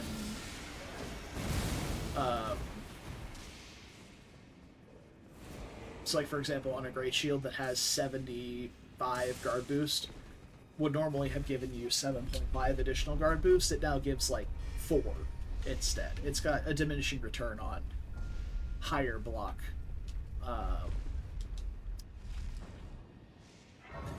higher blocks shields. So, but that's always the build that I gravitate toward on a first playthrough of the Souls game. When I played through Dark Souls 1 or Dark Souls 3 for the first time, it was the knight, and I used a small sword and a big shield along with heavy armor.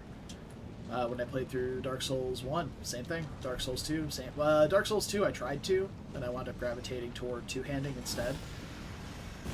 Because blocking felt weird in that game. His horse just sneezed fire in my mouth. It's very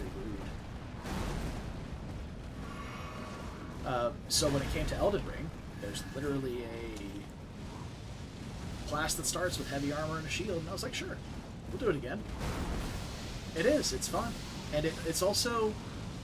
It's not better than other builds, but it's more lenient. You have more...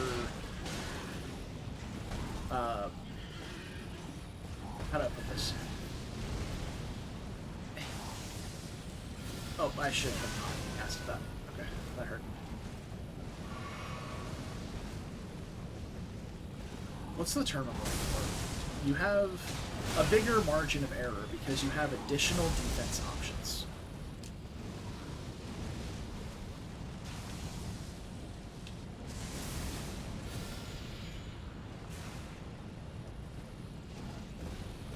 Like, instead of having to dodge an attack, I can just put my shield up, and I'll maybe take a little bit of damage from it. Like that right there, I could have blocked and taken a chip of damage through my shield, but ultimately not gotten flattened and taken over half my health in one swing.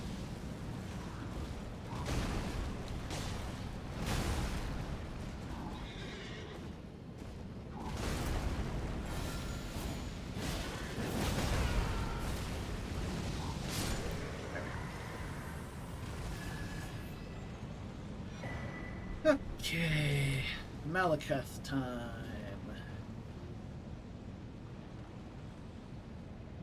125 hours in Helldivers 2, nice. Yeah, one of my friends, so my nephew, he's like 15, wanted to pick the game up. His mom agreed to buy it for him if he got good grades for the semester. And one of the boys in the crew has like 100%ed it. Like, got every armor piece, every like weapon and class, whatever, like all max leveled. Like, he just... As soon as the game dropped, play. Family obligations, you know, take the kids to school, pick the kids up from school, help with dinner, play Helldivers 2. That's it. Any ounce of free time was spent playing Helldivers 2. Oh, yeah. Like, him and his wife both work from home, and he fills more the role of stay-at-home dad than even work from home, so it's good. I like actual living the dream. But yeah, what is the radius on this?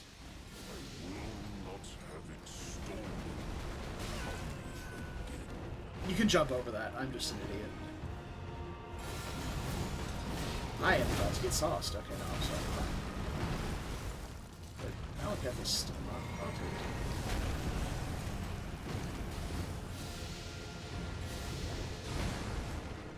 he's poisoned. Oh, that's dangerous. I am not that tanky. Okay. He's rotted now, too. Yeah, you can jump over those instead of trying to roll through them, which is nice.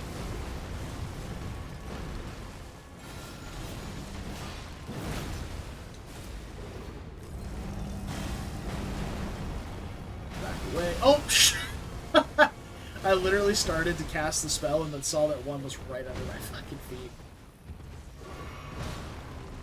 Alright, he should push into phase 2 soon, so I'm just gonna run around a little bit. Buff up. Make my physic. There it goes. There's the transition.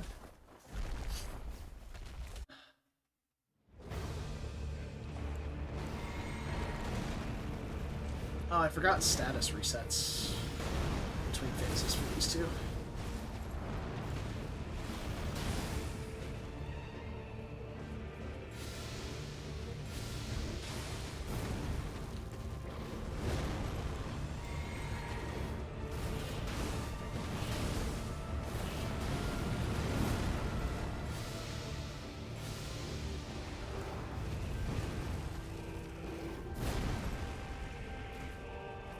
We're double ticking. We're good. Oh. Shit! Oh, I got caught on his fucking face. This fucking boss. Oh, that's not cool. Where's the boss? Line the building. Okay.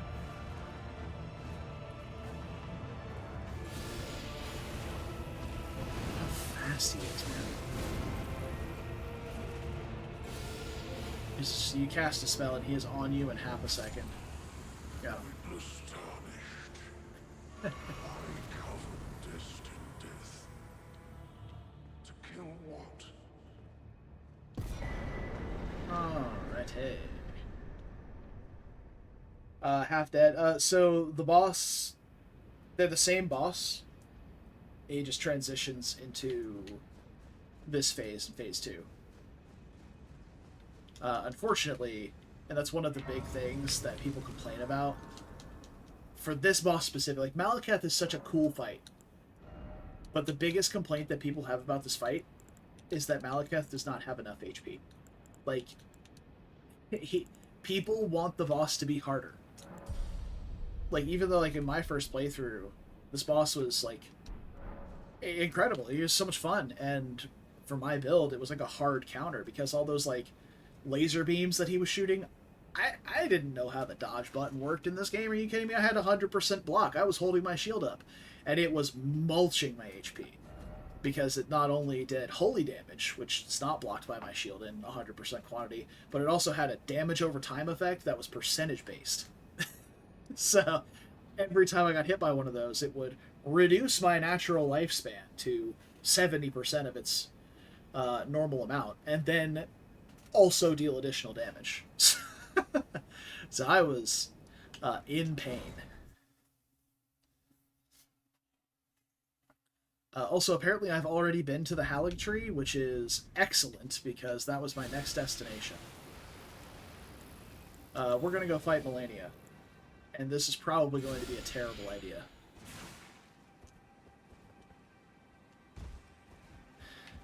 If you know anything about this game, is that Melania is indeed the Blade of Nicola.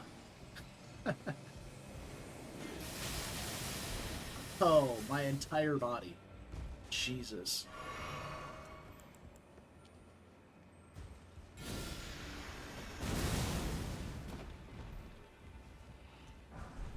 There we go. Those guys will eventually die to that. So first we gotta get through Loretta. Alright, do we make the jump? Oh yeah, gamer jump right there. We'll send the shortcut up. Excuse me, sir. You need to not be over here.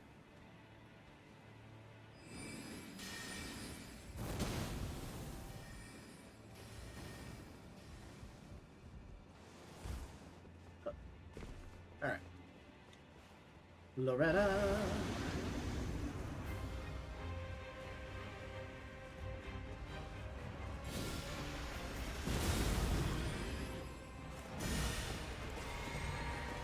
Greta has the plague.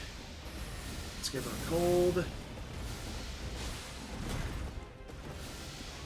as well. Alright. Still currently only suffering from the plague. Okay, now she has a cold too.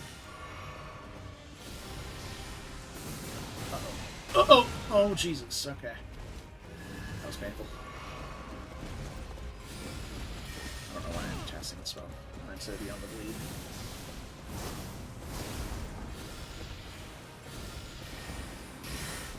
Oh, fucking Force Wizard.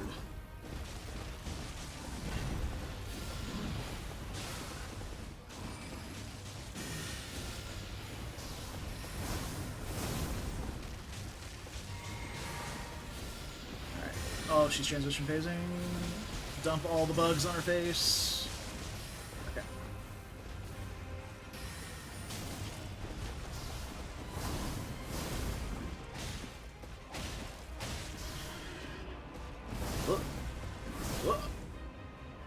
Oh, rolled right into it. What a legend. This is fine.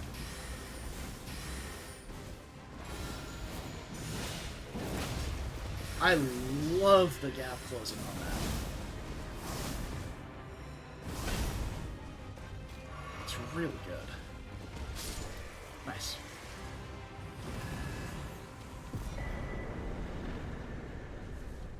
Oh, so have you kept up with, Unicorn Overlord at all?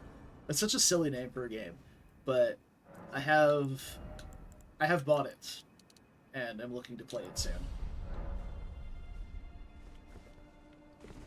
But I wanted to... Convergence just had this really big update that I wanted to see a lot of the new zones in.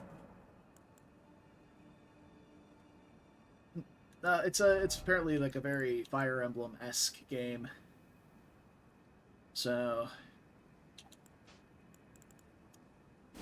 I picked it up. I'm looking forward to trying it.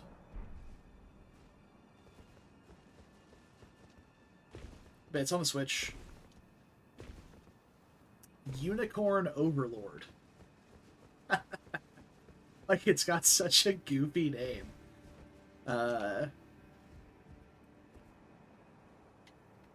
like, it's even more anime than Fire Emblem is, from what I can tell. From the art style, at least. Maybe not more than, like, Heroes, but... For like, comparative to, I would say, like, a GBA. Right? Like, it does not look right at all.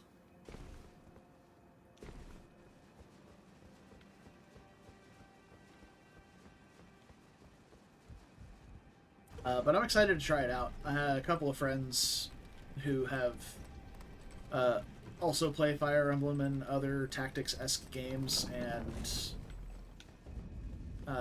picked it up, and they recommended it, so I'm looking to do that. Probably after a couple more of these runs.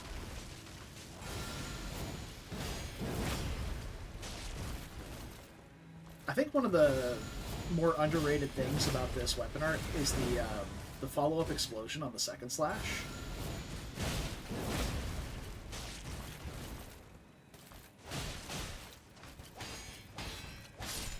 Though I would say, for a build like this, I would like to change the build-up on it from Rot to Bleed.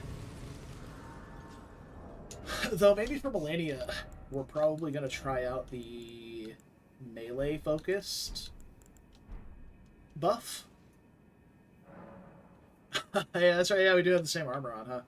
I didn't think about that.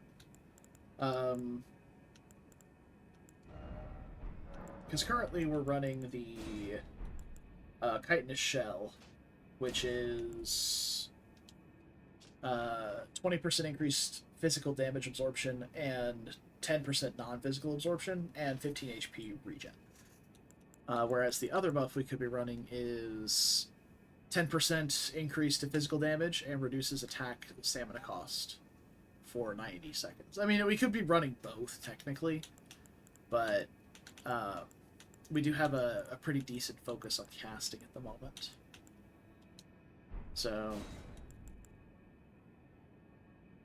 let's see here. I'm going to pick up Pest Darts as well.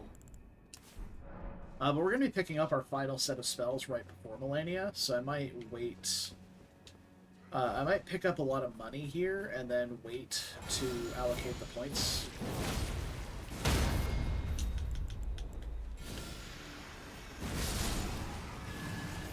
From what I pick up.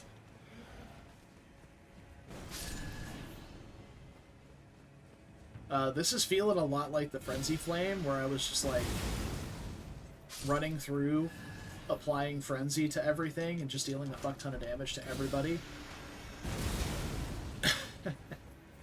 But all I'm really doing is spreading the plague, which is great. Truly living my best rat life.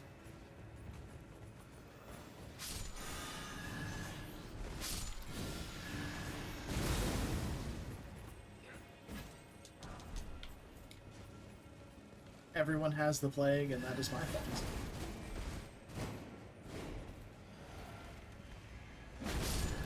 Oh, that guy just Sudoku. Oh! Oh, those rings hurt.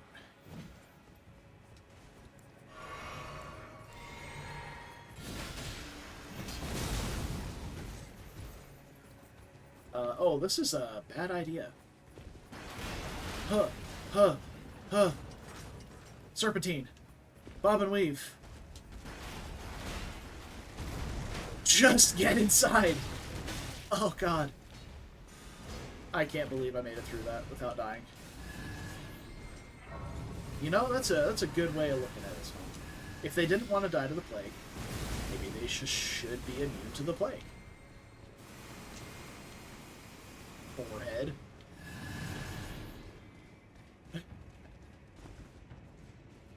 I wonder if these guys get knocked in the air. Oh, they do! Give, and then run. Nope. Leaving. Leaving. Leaving. Nope. I'm stuck. Oh, you fuckers. God damn it. I got what I deserved. You're absolutely correct. I did not deserve to get through a moment of what I just got away with. I had 4 ballistas, 2 elite knights, 1 putrid avatar, and a handful of knights chasing me. And I barely got touched by, like, the one knight that had the sheer audacity to roll catch me.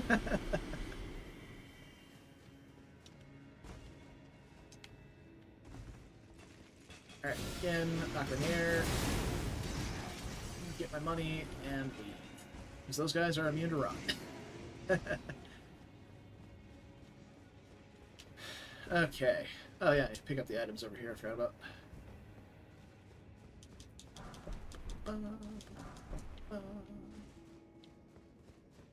If I could status the tree, I would fight it, but it's immune to, like, every status effect, and that's, like, my whole build is status effects. I got 1 point to spend.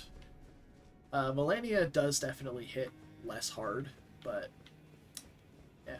Oh, I was looking at a chart the other day that has the scalings of every zone, and, like, 1 being, like, the starter zone, and then it scales up from there, like, percentage-wise. I knew there were 21 different scalings in the game. What I did not know is that the only single enemy that has the scaling of 21, the highest scaling in the game, is Millennia. The Halig tree, the zone that she resides in, is zone scaling 20. But they just decided, you know what? Fuck you. We're making this boss extra hard. We're gonna make her even more bullshit than the zone she lives in. And I, for one, appreciate FromSoft for that. I think it's pretty neat. Alright.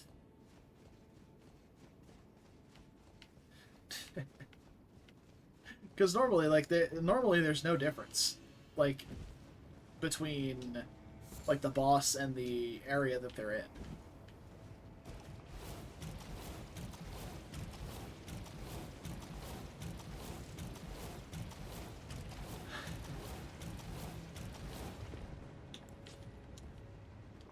Alrighty. Oh, you know what? I missed. I'm gonna get this grace, and I need to go back and get an item I missed. I need to get my ancient somber stone, and then go upgrade both these weapons to +10. My weapon and my seal to +10.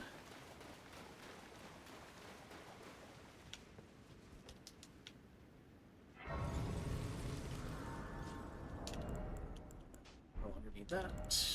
No longer need this. Oh, I need to make the, I need to make the thing. Oh, not that one. This one.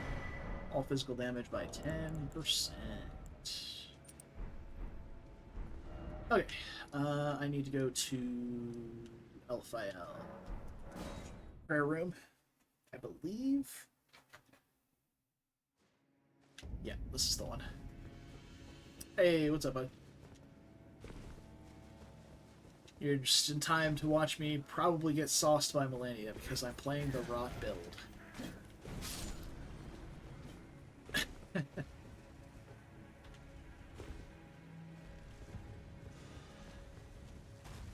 Oh, this is a terrible decision. Oh god, I'm dead. Look, I rotted her in my second playthrough. In Vanilla Elden Ring, I killed Millennia with Scarlet Rot.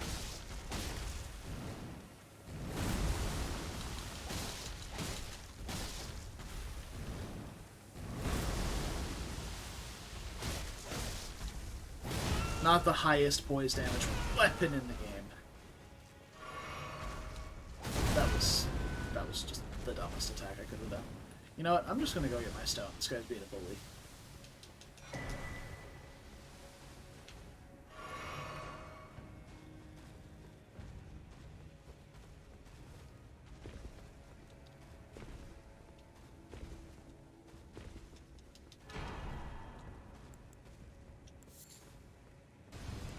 Oh. This was a mistake. Simply spam the roll button.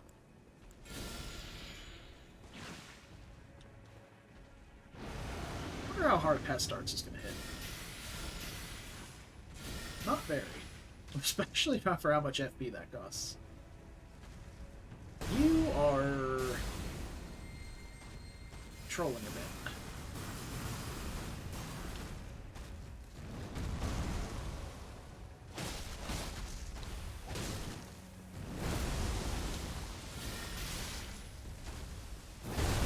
Doesn't even hit multiple times.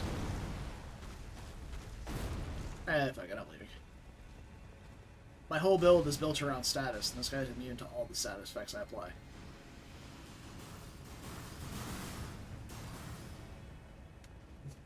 He can't be bled, he can't be poisoned, he can't be rotted. It's a bit of a dick move. Oh, speaking of picking up that specific Somber Stone, TY, have you been watching any of the bingo prep matches that people have been doing? Yeah. How do you like it? I feel like it's actually a really refreshing take on. Like, actually really excited for the season. I didn't even really watch season 2. I watched some of it, but not all of it. Like, I'm actually really excited to watch season 3.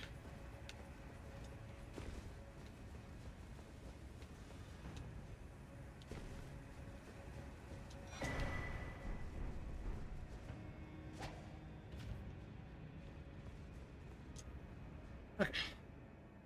Back to Millennia. Well, almost to Millennia anyway. There's normally a single item up there. It's a full armor set in Convergence, but there's a, it's the Howling Tree Knight's helmet. It's a heavy armor helm that gives +2 to Faith in the base game. This is... yeah, probably... yeah, like, that's the thing. It's like, as soon as you beat, like, X boss, it unlocks so many graces. Like, that's super cool. And it opens up a lot of stuff, like killing... what is it? There was a boss on there I was, like, really shocked to see. And, like, even fighting Melania is a possibility. If people want to, like... if people are confident in their Melania fight, like, they could go fight Melania as a, shard bearer. Like, is Melania one of the squares? All the practice matches I saw Aggie do the other day didn't have Melania on it. Just straight up square. That's fantastic. Rot Spray, Aspect of the Scorpion, and Blessing of the Sealed God. Alright, let's see if either of these buffs are worth the fuck. Alright. Like, they'll obviously be good, but is it going to mesh with the way I've been playing is more of the question. No, because I can't cast either of them. Alright, but let's take Aspect of the Scorpion. So, all absorption by 20%, decreases stamina cost of attacks by 20%, increases the FP cost of spells by 100%, and lowers FP by 30%. When Poison or Rot triggers, you receive a secondary effect, increasing all non-spell physical damage by 10% for 1 minute. Does not stack with itself. Okay. That's good for melee focus, obviously. And then this one is increased casting speed by 40. Immunity to Rot, Poison, and Deathblight grants 2 FP per second, but lowers all absorption by 30% and total stamina by 25%. There's the killer. When you proc Rot or Poison, increases all physical damage you deal by 5%, and reduces the FP cost of incantations by 50%. Secondary effect lasts for 1 minute. Okay. That is... the 50% cost reduction on those is actually insane, because these spells are super expensive. We also picked up Rot Spray. Channel a continuous stream of Rot in front of you, dealing damage and causing exceptional Rot buildup. Hold to continue channeling. Well, this is the only one I can equip, so we're going to do that. I'm going to shuffle my spells around a little bit. Put that here, put this here, and this there. Alright. Alright, Melania. Let's do this.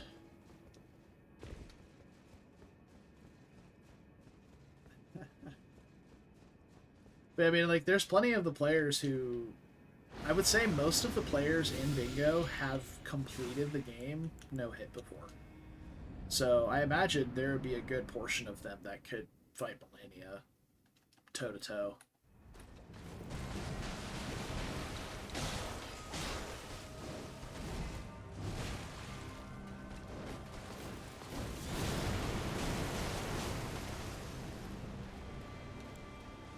It said it causes exceptional buildup.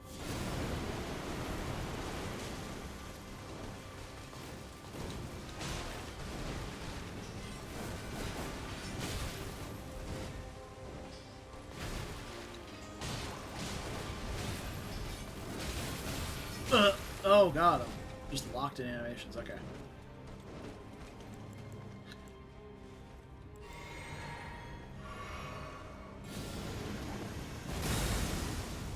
I think this is probably going to cause more of a... oh, there goes, she's rotted.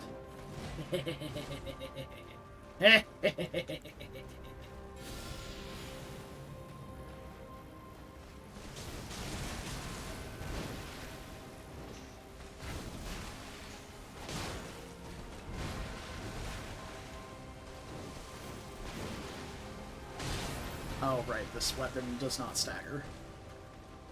At all. Oh, shit! Oh, God, it's the cut waterfowl. Oh, Jesus.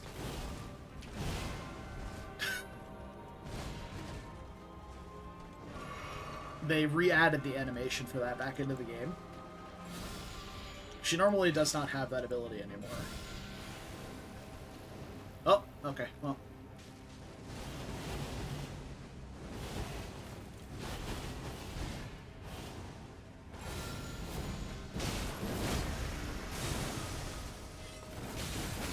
Yeah, right. Just fight on a Melania forehead.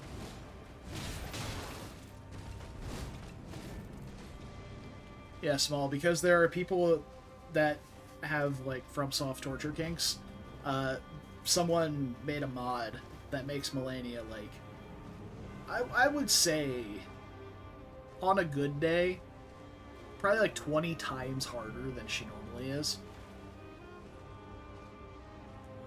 Like it's an absurd fight.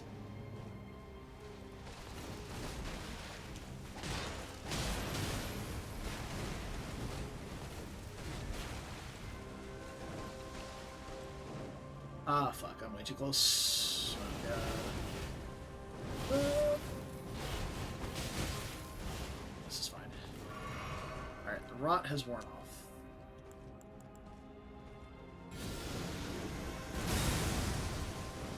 So she can't get out of this rot. She's not dodging any of it. Oh yeah, one cast is enough for that. Holy... Dude, rot spray sucks. A rot spray actually deals base damage. This is just build up.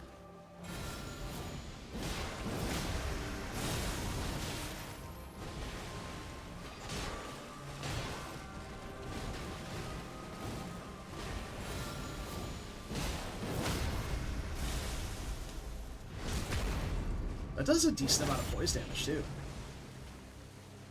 Oh, that's what I'm hoping. Like, I'm hoping Melania's set is nuts for this build.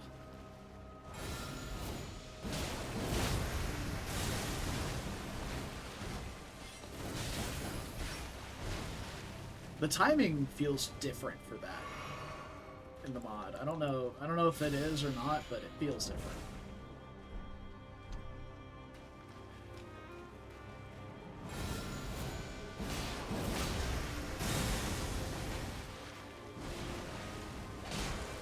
All right, basic.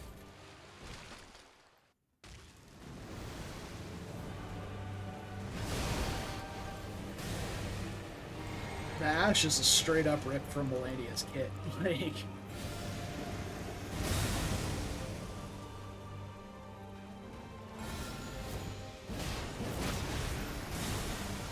she just has that ability.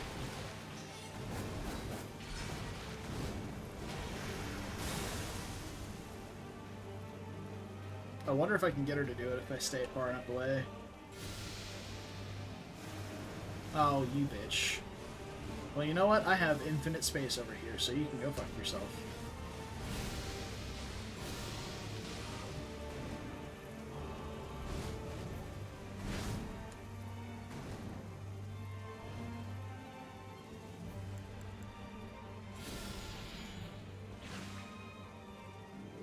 I have no blue flasks left. I have a Starlight Shard, so I'll use that. Why did I pick up a Starlight Shard? Oh, this was a mistake. It's okay. It kind of worked out. Not really, but kind of. Oh, nope. Nope. Get the fuck away from that. Well, I need the FP for Rotten Burst again, because she's... It already ticked off of her?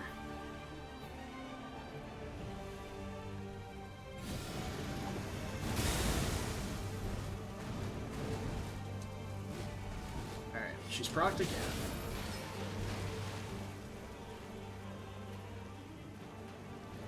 I kind of want to switch weapons. I don't know if I'll have enough time, though. Just get away from me, please.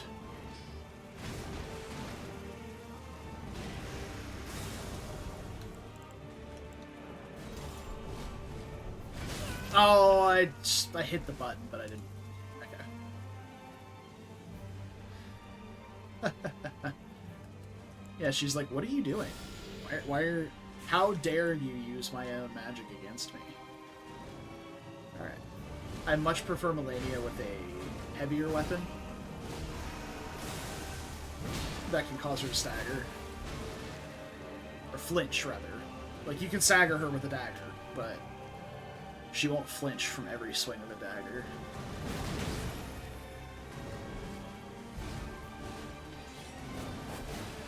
I mean, you do still have access to B-Blade.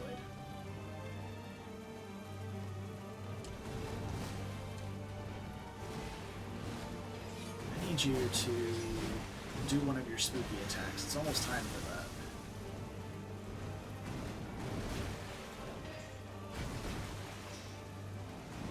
Okay, there it is. Oh! Fuck me. Okay, this is fine.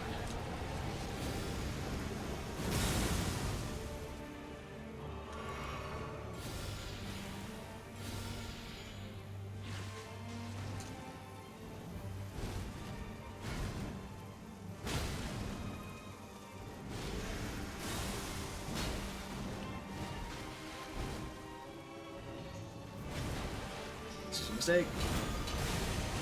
Yep.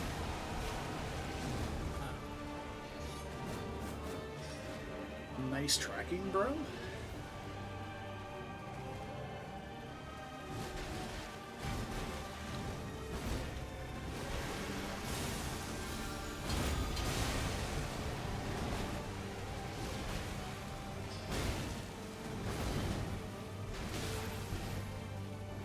Fuck, dude, that uses so much stamina.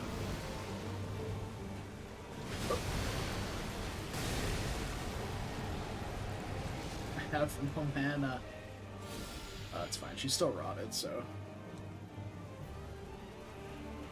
Oh. Blasted. Extraordinary.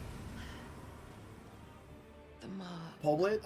Poleblade's also a good weapon on her because she's weak to both fire and bleed. Alright. 600k. Dear Mikola. Oh, dearest Mikola. My brother. I'm sorry. I finally met my match. Nailed it. Alright. Let's go. Yeah, what up? Oh, just killed Melania on the rot playthrough. We have access to her armor set and weapon now. And I don't know if Scarlet Aeonia is still part of her thing or not. Oh, it is, yeah. Alright, cool. Alright.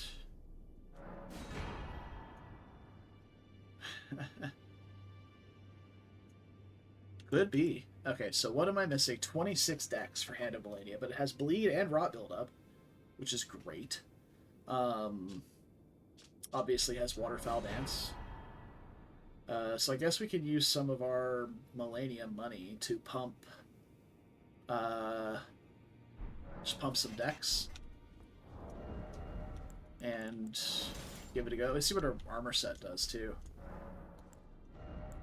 Armor set is Faith and Arcane, which is our build. Weapon stamina cost and weapon damage increase. Okay.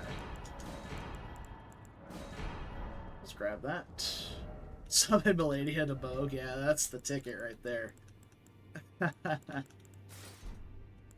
That'd be good. Alright. Okay. We are officially Melania.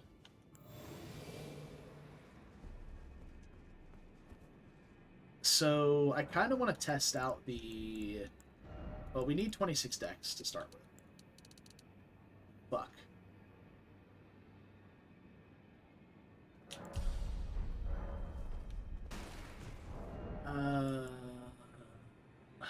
Can I craft the Dex Talisman? No. I have the Dex Tier, which I suppose would work.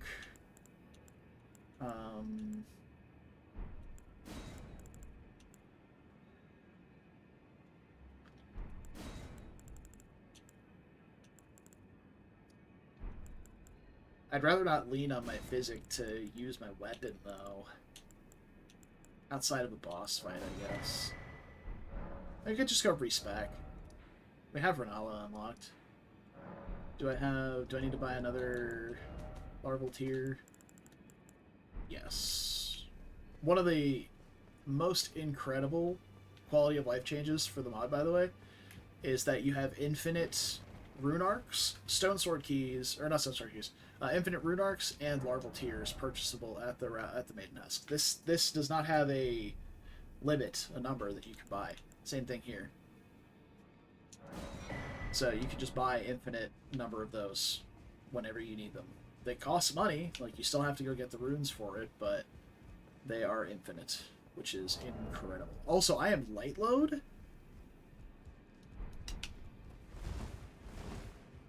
Light load gaming? I only have 20 endurance, but I guess it's the buff from the buff from Blessing of Grace, I believe it's called here. Yeah. Increases your equip load by 25 or by 20%. It's pretty sick. So let's go to Renala real quick. Actually, I need to check the spell requirements for the melee buff. So let's check that real quick.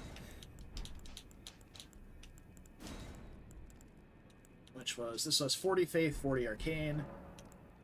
Currently we're sitting at 39. Okay, sure.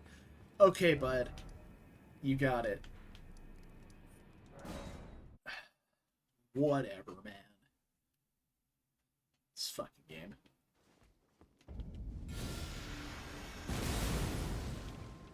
Can I rot Renala from here? Survey says no.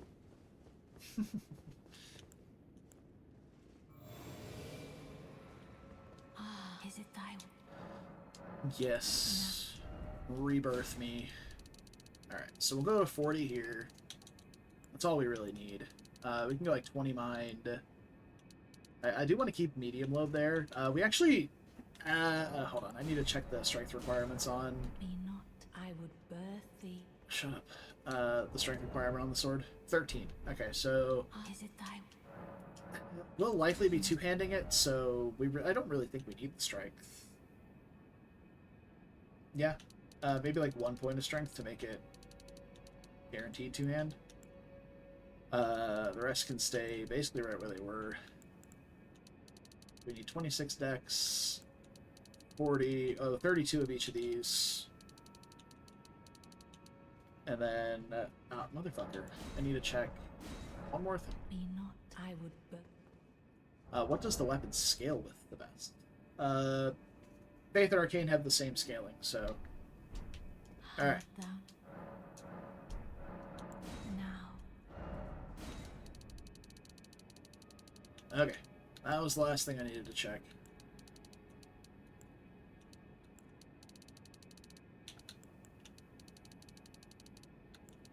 Alright, so 32 is the minimum we need here, so I got 4 extra levels to throw around. Why'd you see that? Alright. We are now Melania, who, in case you were unaware, is indeed the Blade of Mikola.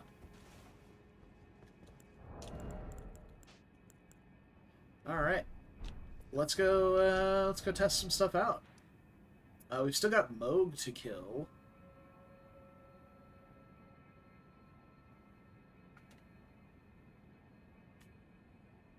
We got to Halley Tree through a teleporter, so I haven't actually been to mountaintops. Maybe we should go to the capital first. Yeah, let's go and fight Morgott, maybe. DTS and Morgott. Alright, so let's memorize spell. We want Scarlet Aeonia, Aspect of the Scorpion, Chitinous Shell, and Blessing of Grace.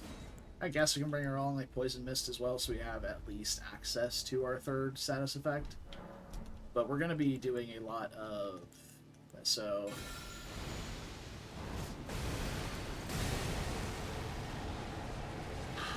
It's so cool. It's so cool. Let's put Blessing on.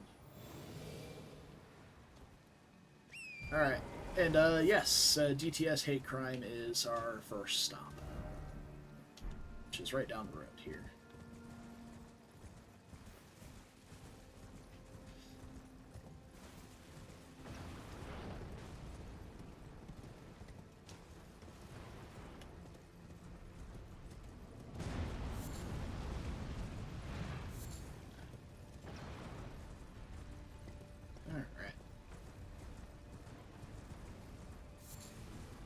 Also, I wonder if they've changed waterfowl at all. Inputs for 2 follow-ups. It doesn't look like there's a different one for the... Alright. So we want a Scarlet Aeonia off jump. First. My weapon is not upgraded, I just realized. Ugh. Ugh.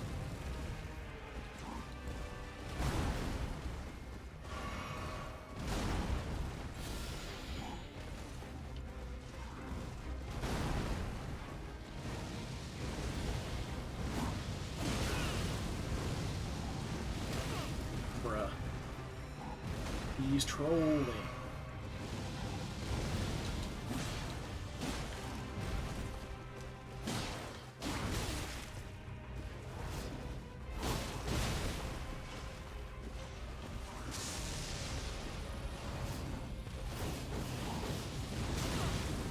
Okay. This is not the boss to be testing Waterfell Dance on.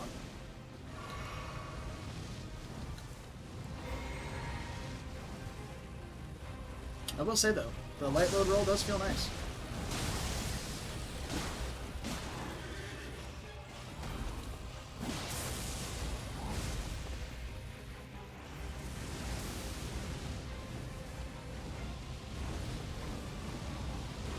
More like DTS trolled, honestly. Oh, fuck off. Just enough time to not be able to swing.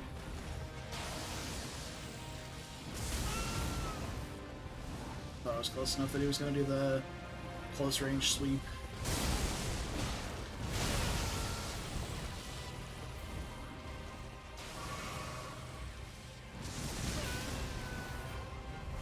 I am actually getting gold. I can't cast Scarlet Aeonia again because I don't have... It doubles the cost of my spells. Keep rolling early on that. There you go. Wait till he brings his arm down. That's when you dodge. I'm going to die. Oh, he didn't even let me get the spell off. What an asshole.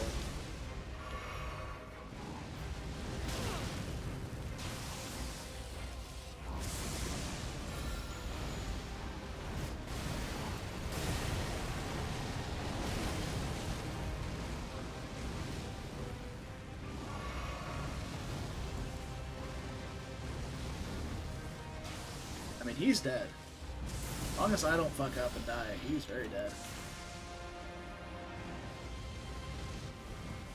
That's kind of the power of status builds. Just one of the reasons I'm not the biggest fan of them is you can just do stuff like that, where it's like, alright, well, I guess I'll just stand here and watch you die. Like, yeah, you have to earn your status build up sometimes, but... Alright, let's head back to Round Table and upgrade my weapon first. Then see how the build feels. Because you like no damage. And the build up also will increase. The bleed build up specifically. Well, rot and bleed will both build up more. Because it scales with both weapon upgrade level and arcane if it has arcane scaling. Oh, I need to, you know, go buy the stones. Do I have the great smithing stones, or do I need to bother go getting... it looks like I don't. Wait. No, those are the ones that I need. Yeah. I need 2 great stones, which is perfect. So that's what I've got. Because I can buy the other ones. So I need 3 of these, 2 of these, and 1 of those. I don't have the bell bearing for the 3rd one. Because I haven't been to mountaintops yet.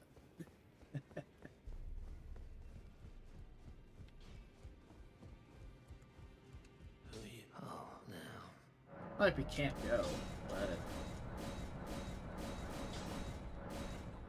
Alright, plus 10 weapons. Back to Capital. Oh, too, when I was doing, what do you call it? Morgott yesterday on New Game Plus 4, the script was so clean. No hit. Absolutely fucking decimated him. It was beautiful.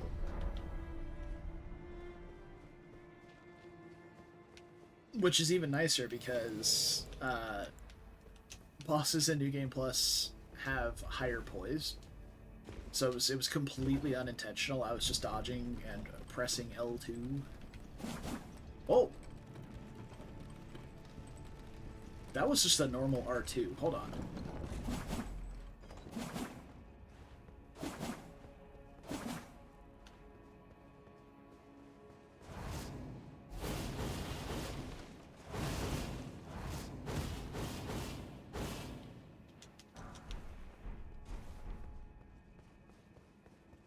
Eleanor's hot garbage for Ghost Loretta? Yes, absolutely. But I mean, at that point, you have access to EG. It should at least be +4, and a +4 weapon for Loretta is extreme overkill, so it shouldn't have been that bad.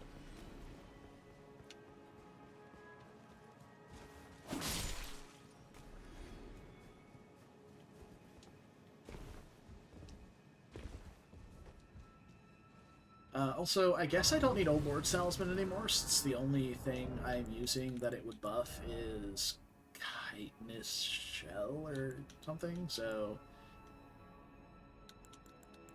yeah. Oh. Can we get the gamer skip? Oh, not like that. Although, wait a minute. Wonder if I could get the angle by doing that. No, I can't go off the ledge. Okay.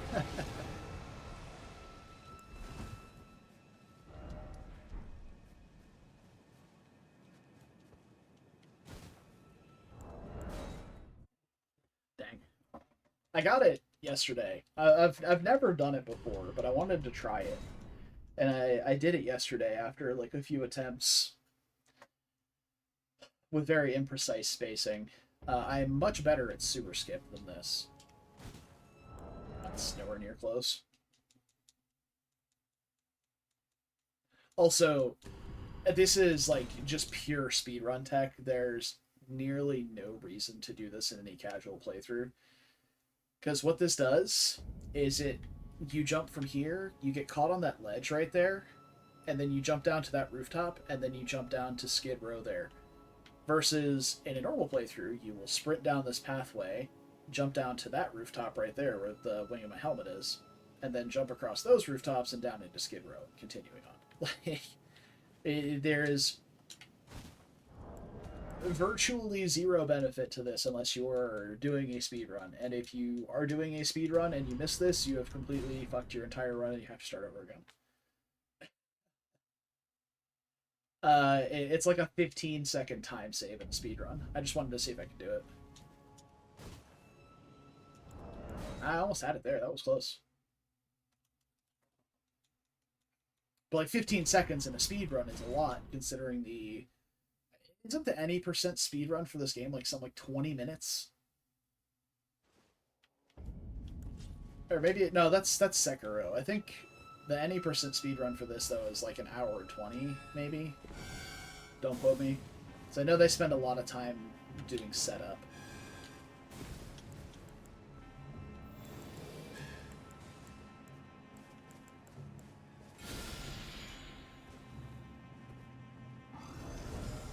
Oh my god. Those negation numbers are wild. At like 60% negation. 55 minutes now? Okay, yeah. I knew it was very short.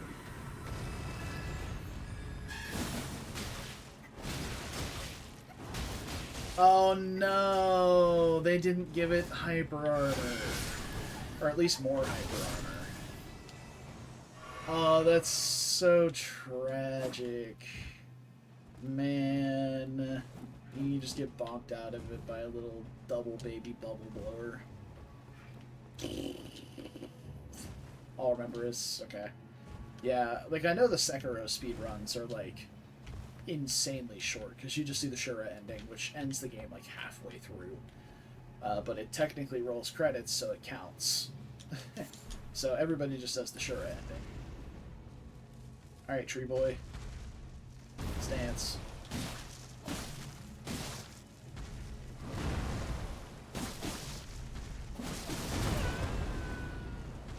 Beautiful.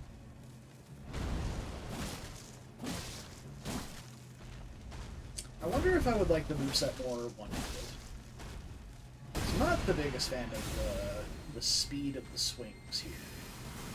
For a katana, it feels a little lackluster.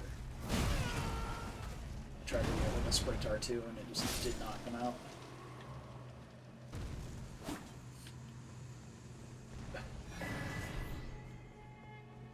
You know, honestly, the Aeonia blade feels like a better weapon for this build than, or whatever it's called, the blade of Aeonia. The curved sword we were using for Malenia. Yeah, Blade of Scarlet Bloom feels like a better weapon for this build than Malenia's is.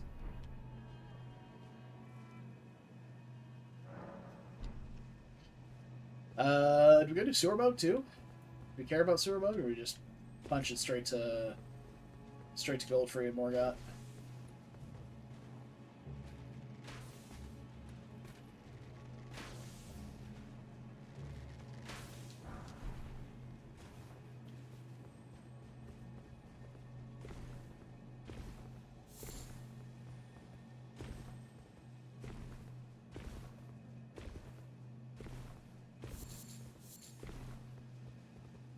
Parkour. Yo, what up, Nick?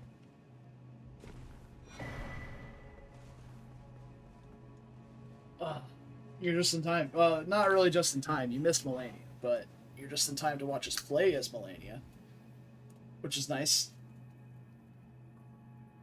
Ugh. It was not eventful. It was a one-shot.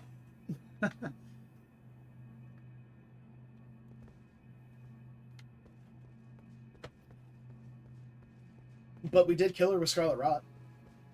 So. Technically yes, but you have access to all this gear in the main game. Once you kill Malenia, you can get her weapon and her armor.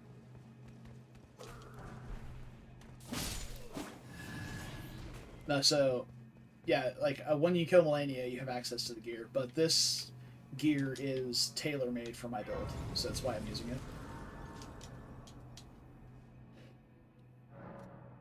Oh, actually, what does her Great Rune do now? Adds HP on hit? I mean, we gotta do that.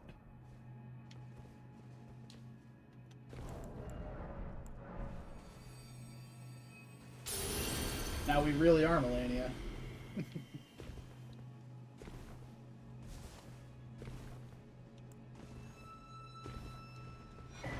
It does not do that in this. They very much simplified the Great Runes.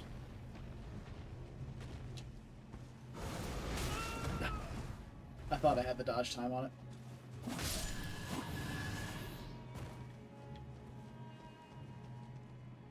So what it does in the base game is it reduces your flask effectiveness by 30%, but then allows you to regain HP whenever you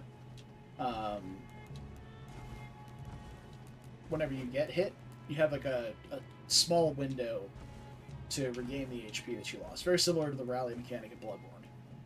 But it's much worse because this is not Bloodborne.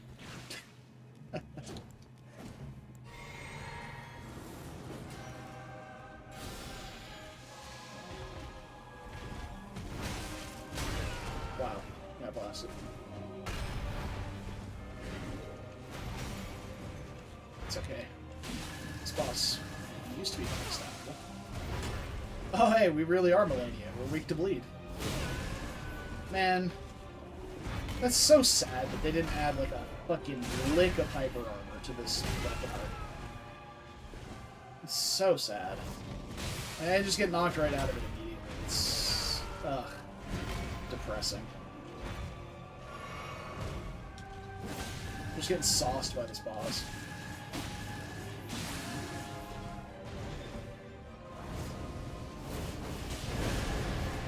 Yeah, like, it makes me so sad.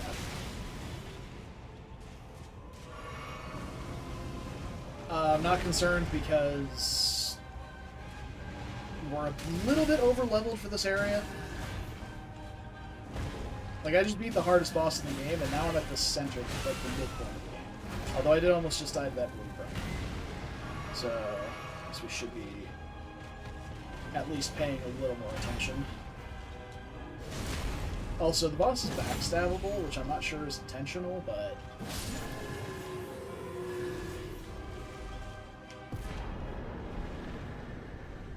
damn.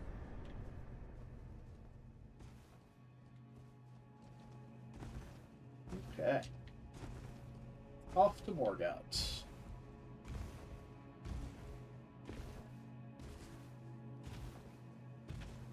Oh, I also have Hager's cameo on, which is not the correct talisman.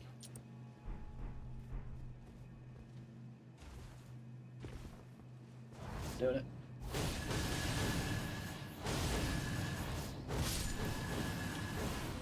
Blasted. It's cool when it gets off, but like, I feel like they could have just added hyper armor to it and it wouldn't have been that broken. Because like, well, I don't know. It depends on what the healing coefficient is on Millennia's Great Rune, but I could see where it could be like actually really broken if it had too much hyper armor, because then you could just heal through everything because it swings so many times. So I suppose I get it. I'm not happy about it, but I get it.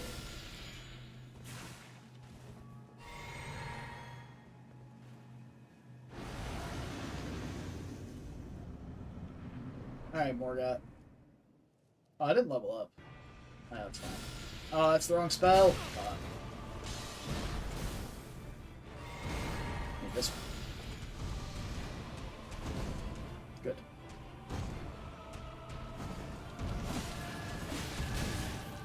Oh, okay. Fast boy. Oh, wait, he rotted in like 2 melee swings? Whoa there, buddy.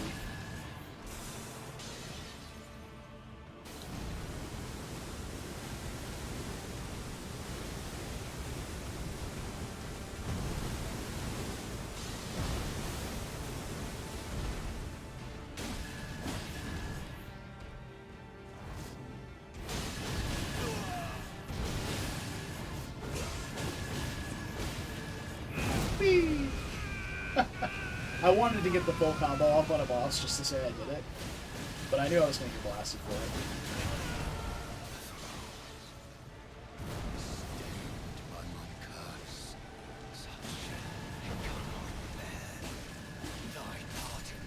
And goodbye. Shall not be forgiven.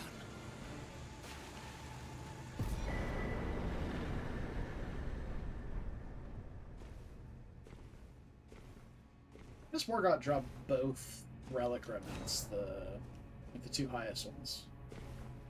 I get that he's one of the 2 mandatory bosses of the run, but it's weird that he drops both. I kind of want to go fight Sewerbo because he's immune to status, just to see how well it fares. Allow me, you are unprevented. The thorn, a husk, the only way to become my purpose. So I'd like to the flame then and guide.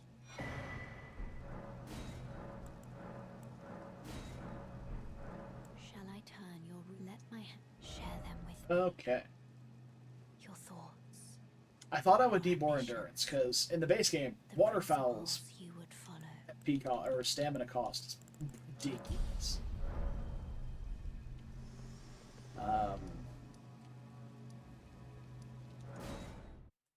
but it seems to be not as, obviously not as bad here. And that might have something to do with the buffs. I wonder if it does. Well, I can't see it outside of combat anyway, so.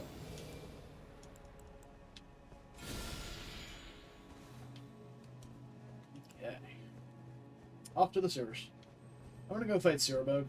It's a really short run since they do sewer skip pretty easily.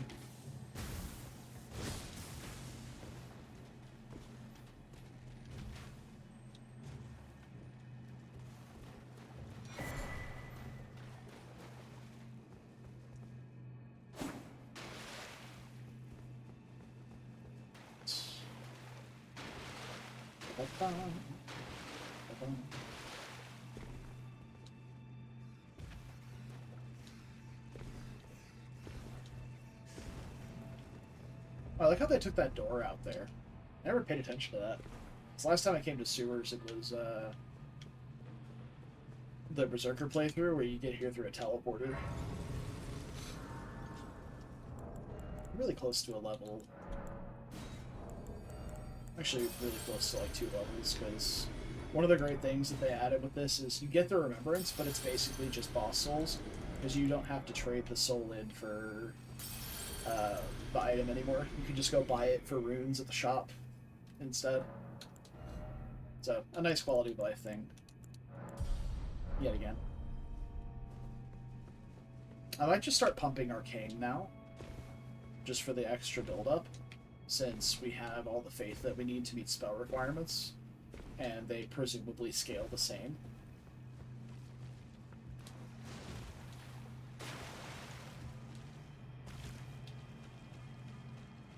But Arcane has a much better build-up, or a much better, I guess, reason to pump because of the build-up.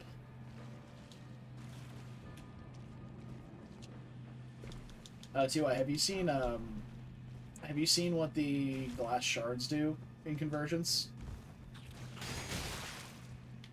Bitch. Slug hate crime.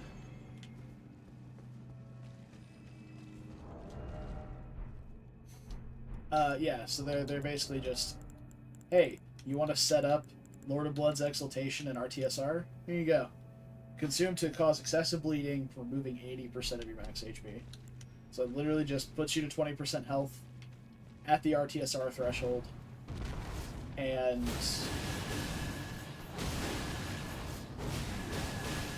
yeah, just ate the vial.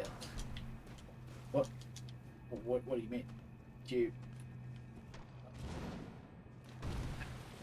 do it to him too?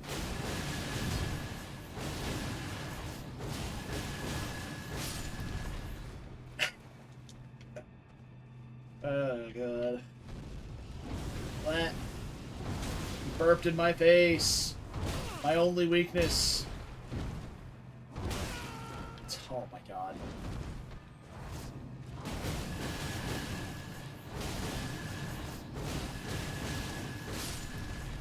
It's beautiful.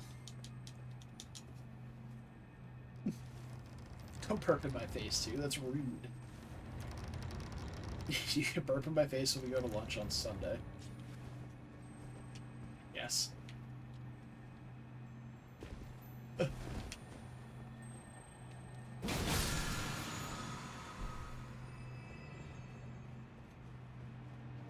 Alright. Door skip first try. You ready? Pausing. Champing. I fucked it. No, I didn't. Okay. Definitely did it first try, but not the way I normally do.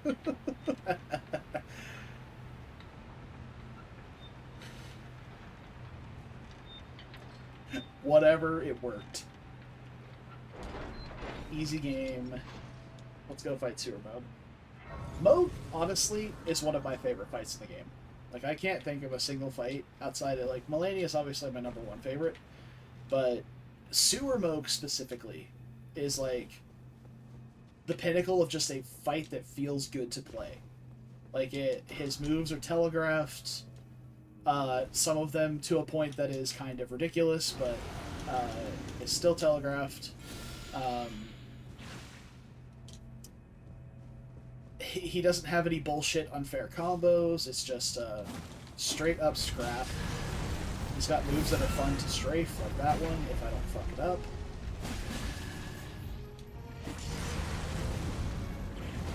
His combos are predictable, yet somewhat varied.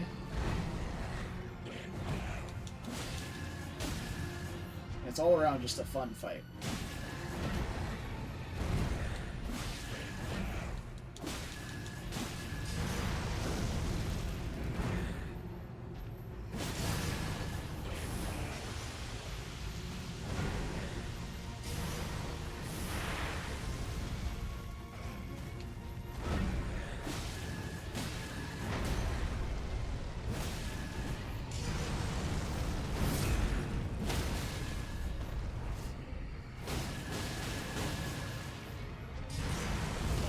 Of stamina. God damn.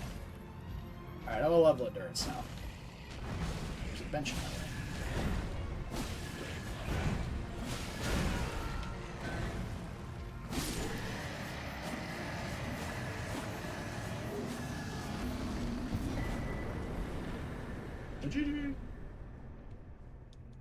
Yeah, Godfrey, Goldfrey and Godfrey Phase 1 are also some of my favorites. Like, they are just like peak.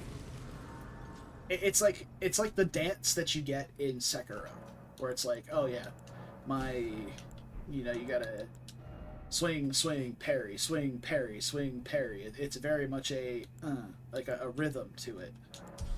It just feels good to play, and that's how I feel about Moog and Godfrey.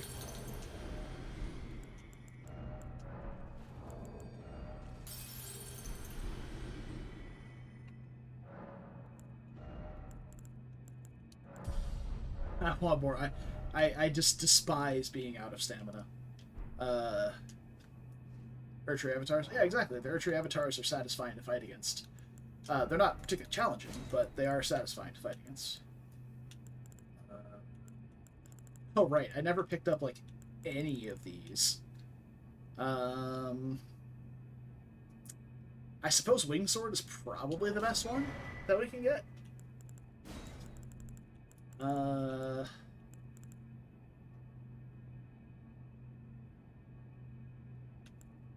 don't know if we need any more of these. I guess I could pick up... I already have the Holy one. I guess I can grab the lightning damage one for possible Placidus Axe visit. And do I have, like, just the straight Arcane tier? I think I do. Dex Arcane. So we'll go ahead and grab.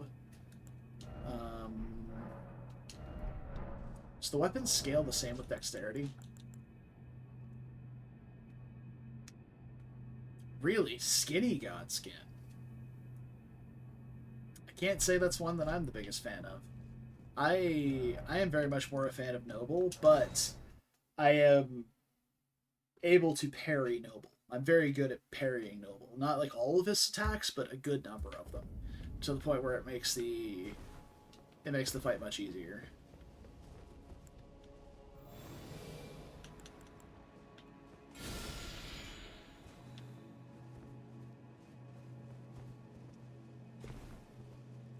You know, there is one fight that I want to learn to parry on, and I might do it in this run, which is,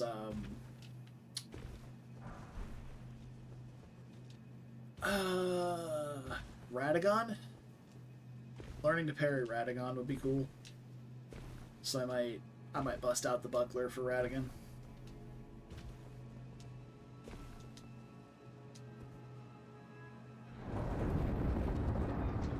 Bro, I'm playing Convergence. What am I doing? We don't walk to places in Convergence. So we teleport there like the developers intended.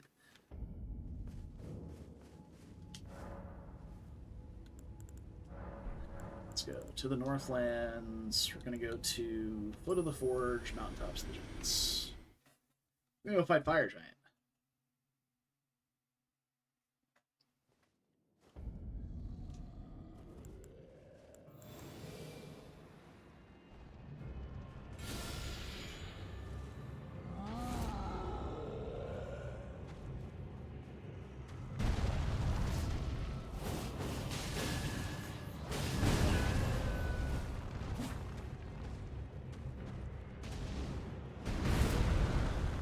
I'm sorry, but worst fight ever for me goes to Valiant Gargoyles, and it's not even close. Like, Valiant Gargoyles, Fortisax, Lanciax,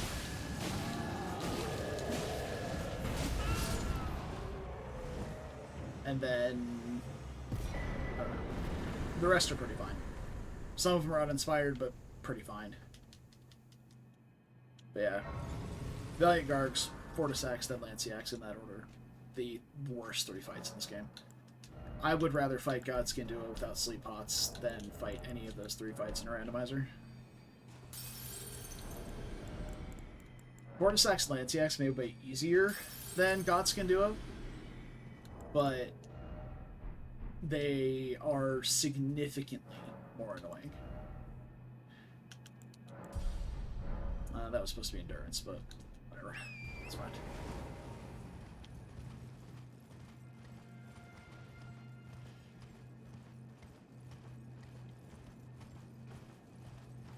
I guess since they added that grace up here, I don't have to jump down and get the other one. So that's nice. Got that going for me. Okay. Okay.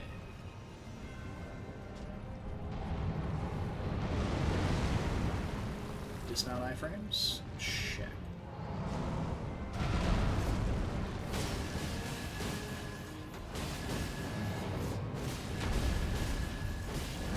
How did that not break the ankle? Hello? Were all of those hitting the foot instead of the ankle wrap?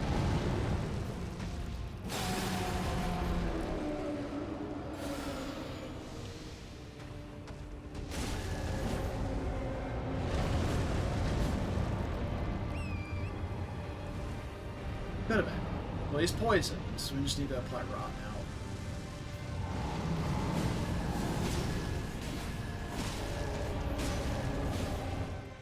Or phase the boss.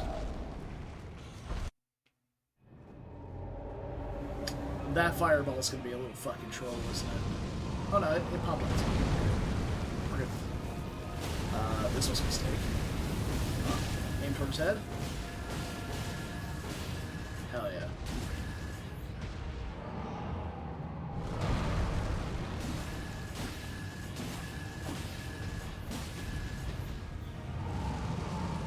So he's rotted, but it looks like poison fell on him. I don't know if that's a phase transition thing or what, but it's... see if I can like that. Oh! Jesus, I'm surprised that didn't shot me. I'm being honest.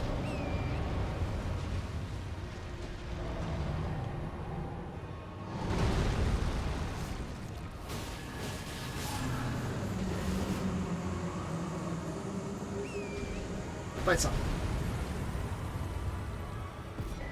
See what I'm telling you? If you fully committed to a Beyblade build, use the Inseparable Sword on this fight. It's so easy by comparison. Like, it's a holy damage weapon, so he's not resistant to bucking all of it. It's so free.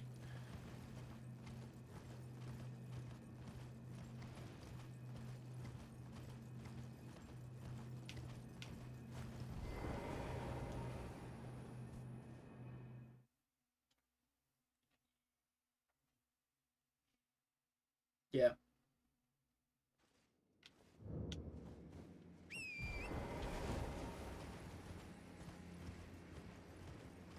If you're feeling a little oppressive, you could get the Gargoyle's Twin Blade and use the Chilling Mist Ash of War on it.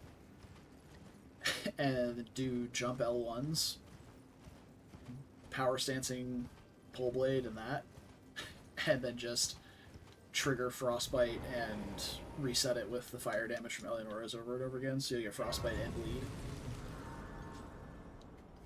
That's a dumb one. I've done that before. It's truly a stupid amount of damage. Oh. Hello again. I have longed this world and death. Are you to commit? Very let my hand. I like how they did this, where you come up, you can only come up here after you've already killed Maliketh, so you get to Farum a completely different way. So you burn this bitch to the ground, and then you are just in Ashen Capital. It's like, all right, done. Here you go.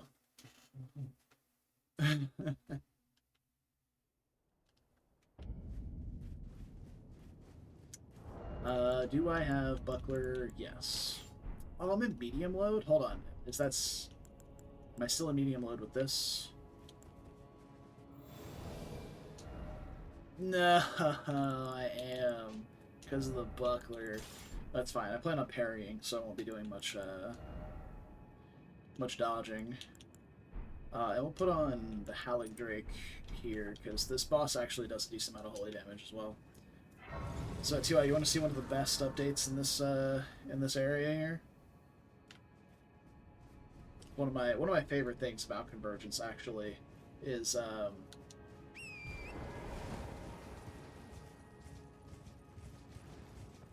you can horse in the capital.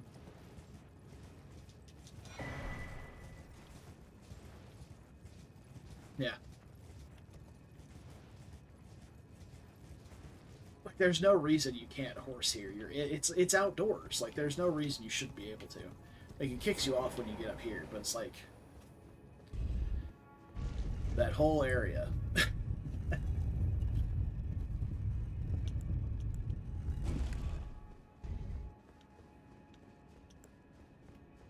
Okay.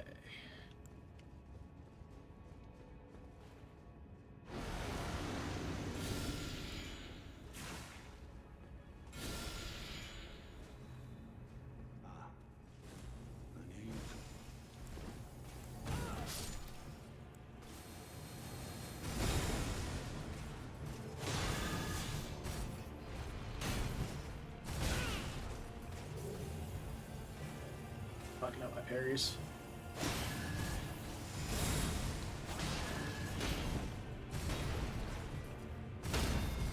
There we go.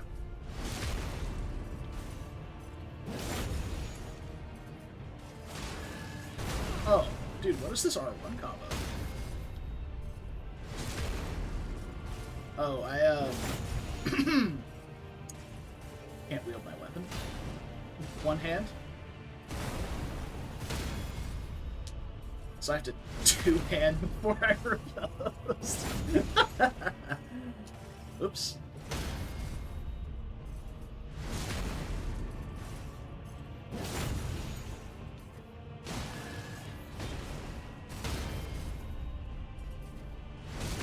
Look, you know, it lets me parry more.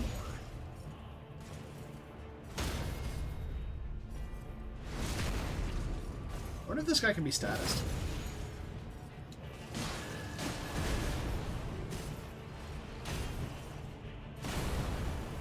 I'm dead. No. Oh, God.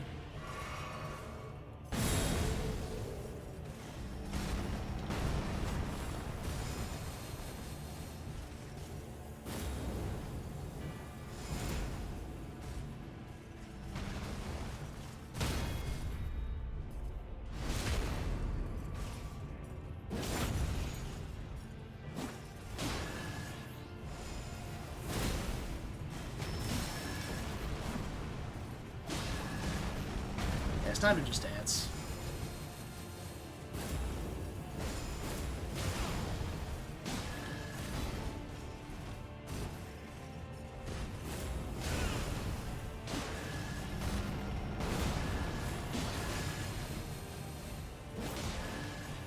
Oh, he's rotted.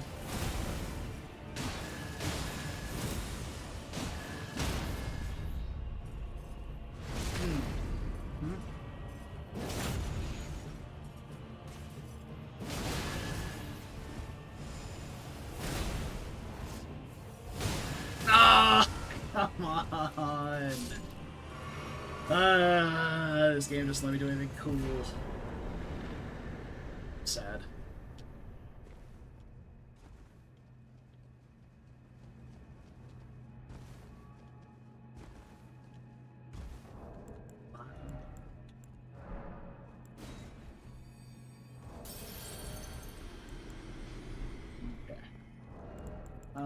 definitely don't need holy resistance for Godfrey.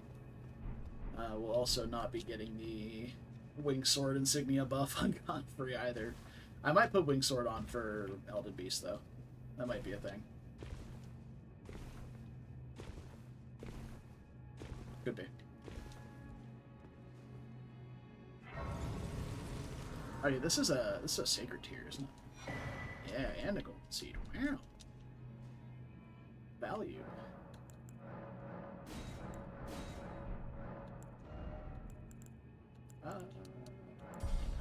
Pop more arcane.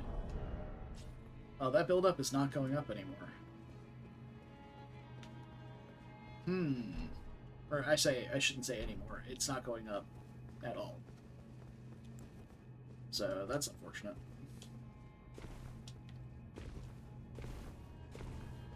So I guess it doesn't matter if I just pump arcane or not. Let's turn this off for a second. Actually, I suppose that's all I needed to do is that. This. Actually, let's start with that. Alright. Time for the Elden Chad himself. Should have taken a step back.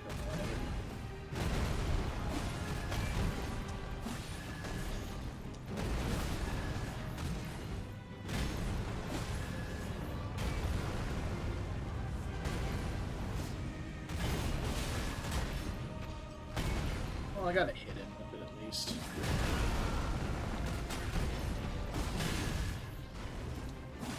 And I am just like obliviously tanking through attacks here by just swinging when he swings.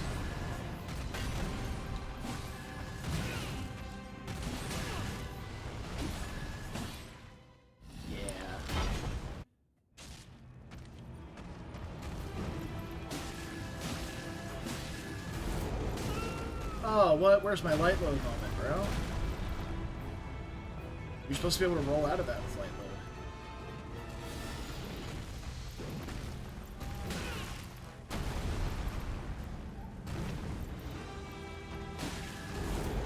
Ah, yeah, see, you get enough distance with light load. 1R1.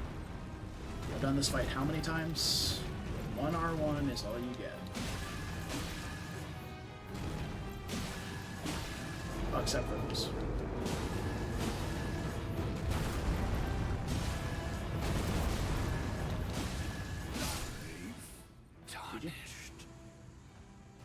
Get bled. Befits a crown.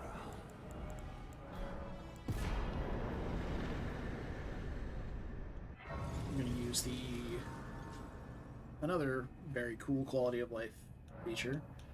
Consume all runes and remembrances.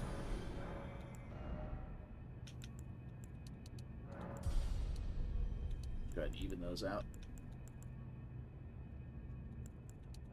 Sure. That doesn't really matter. More damage. So I guess we are trying to parry Radigan. I don't... Hopefully we have time to two-hand the weapon after we parry.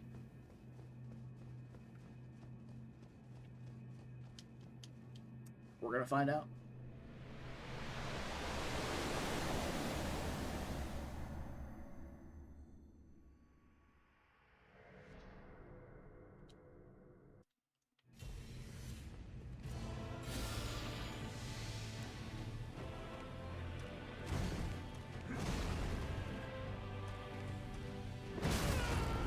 Can't parry a foot. Can't parry early either.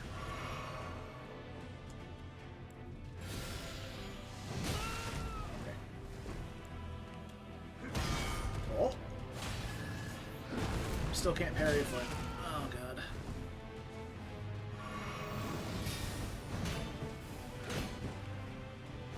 Does have stamina.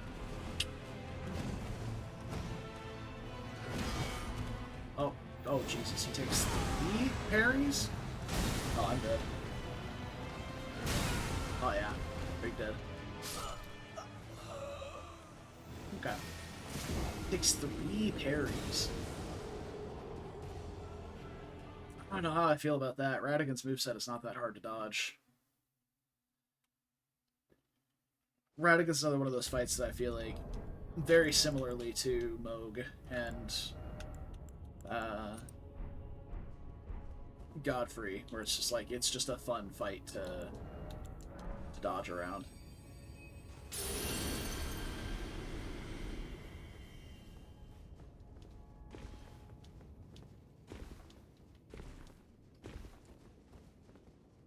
Okay. We go again.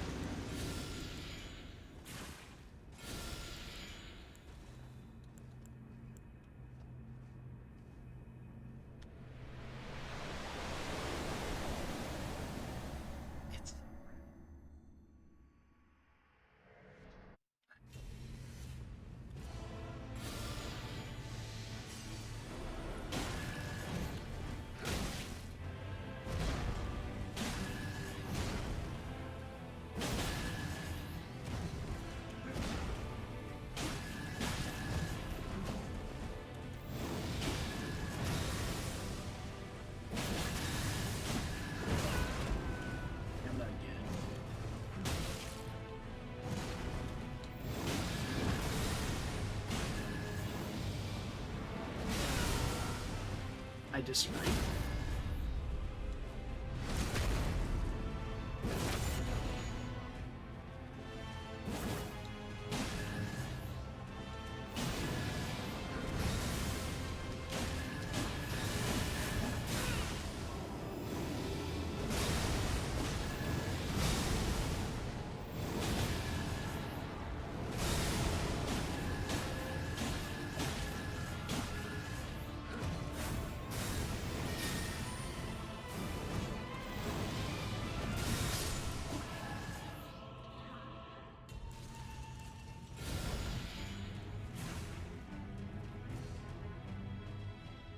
Alright.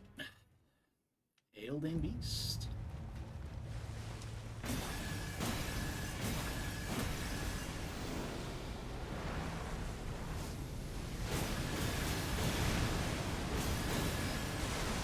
Understand how we lost it. Hit anyway.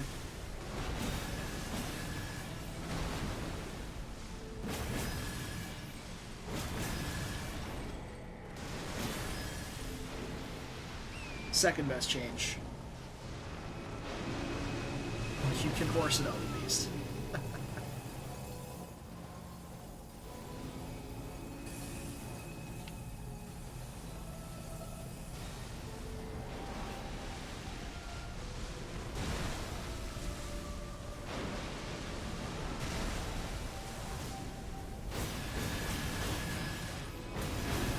I am about to die.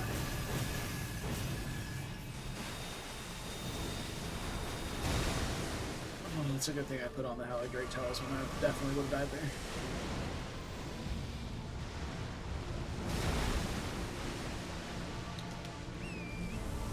Oh, you're right from my face.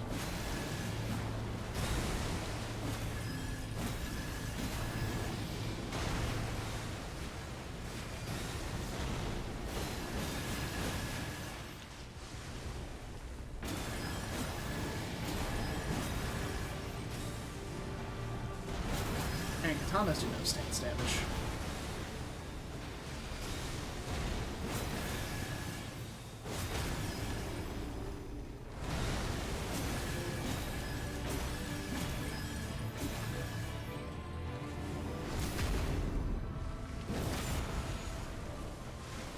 Sorry. Katana R1s do no stance damage. Katanas obviously do crazy stance damage if you've ever seen Unsheath do work. GG. One thing.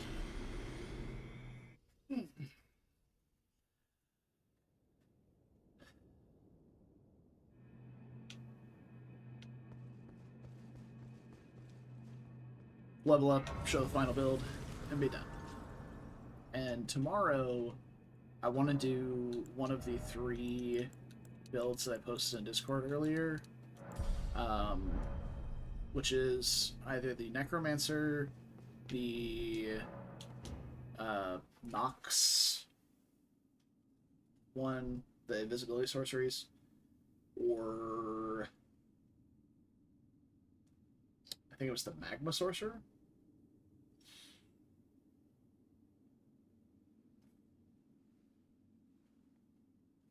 Going back to check my own message from earlier.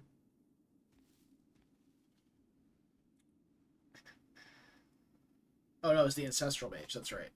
The sleep focus one.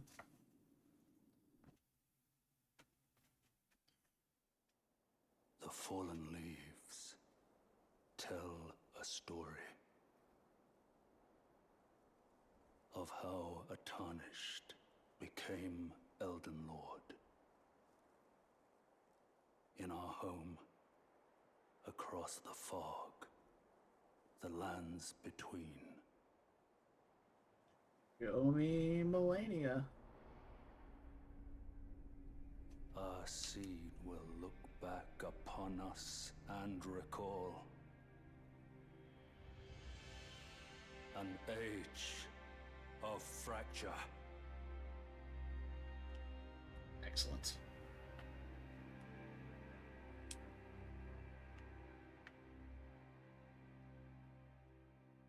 The rat has successfully plagued the world.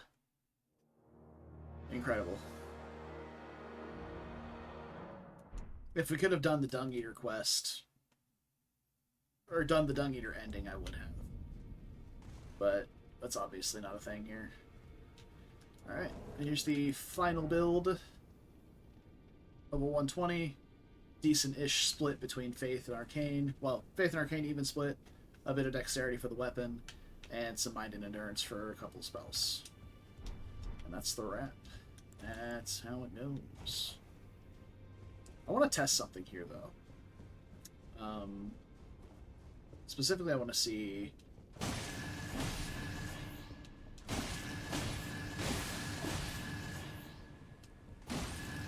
Alright, so he's rotted. He's taking...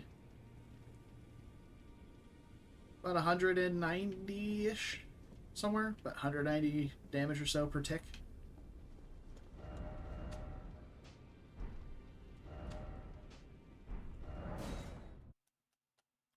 I want to see if Scarlet Aeonia's rot is stronger in this, or if it's all equalized. Because I know in base game, Scarlet Aeonia is the strongest rot you can apply. It does significantly more damage than, like, let's say, a Grease. 191 a tick? Okay. Yeah, I thought it was somewhere around there.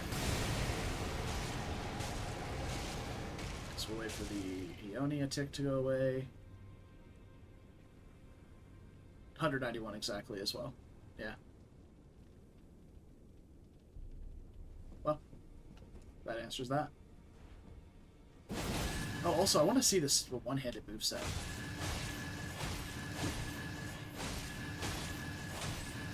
That's actually a really cool katana moveset.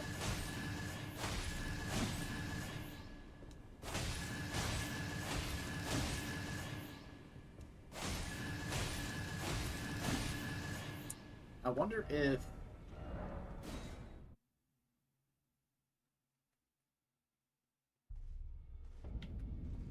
they have a unique power stance animation as well. Oh.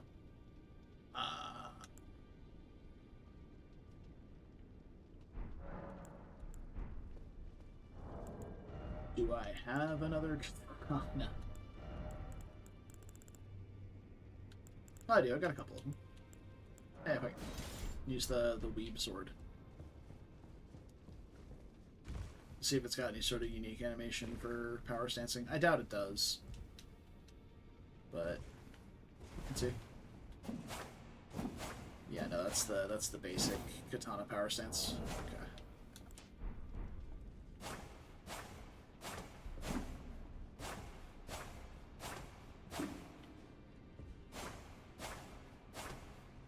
That third swing Gives me very Sekiro vibes.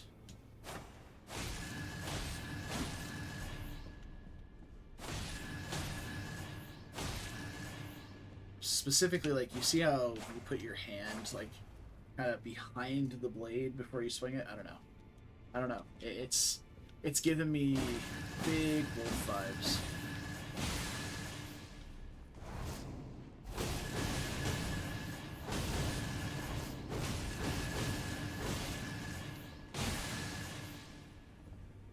Anyway, that's the run. Oh.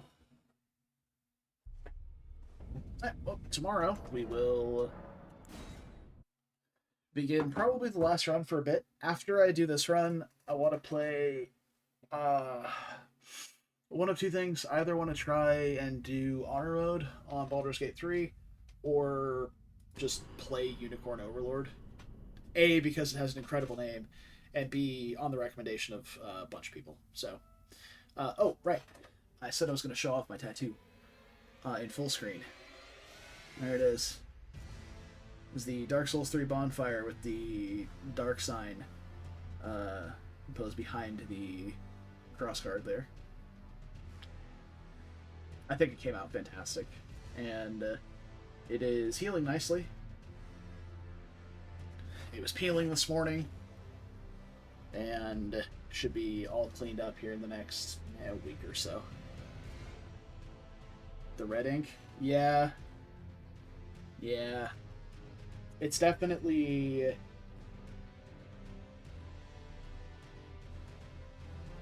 peeled a bit. But I don't think I've lost any color yet. But I mean, we'll see. Anyway, yeah, so for tomorrow. Oh, itchy after it heals? Oh, really? Okay, well, that's good to know, I guess. Either way. Yeah, your dice tattoo is like solid red though, so this has little wisps of red throughout it. It's not too thick on the red. Either way, I will catch you guys tomorrow. It's a bit after stream time to end, so I will yeah, we'll see you then. Probably for one of either the Nox or the Necromancer. I'm not too attached to the sleep run at all. So, hey, enjoy. I will see you guys hopefully then. But until then, as always, take care of yourselves, stay beautiful, and don't do anything I would do. It's a short list. And I will see you tomorrow. Goodbye.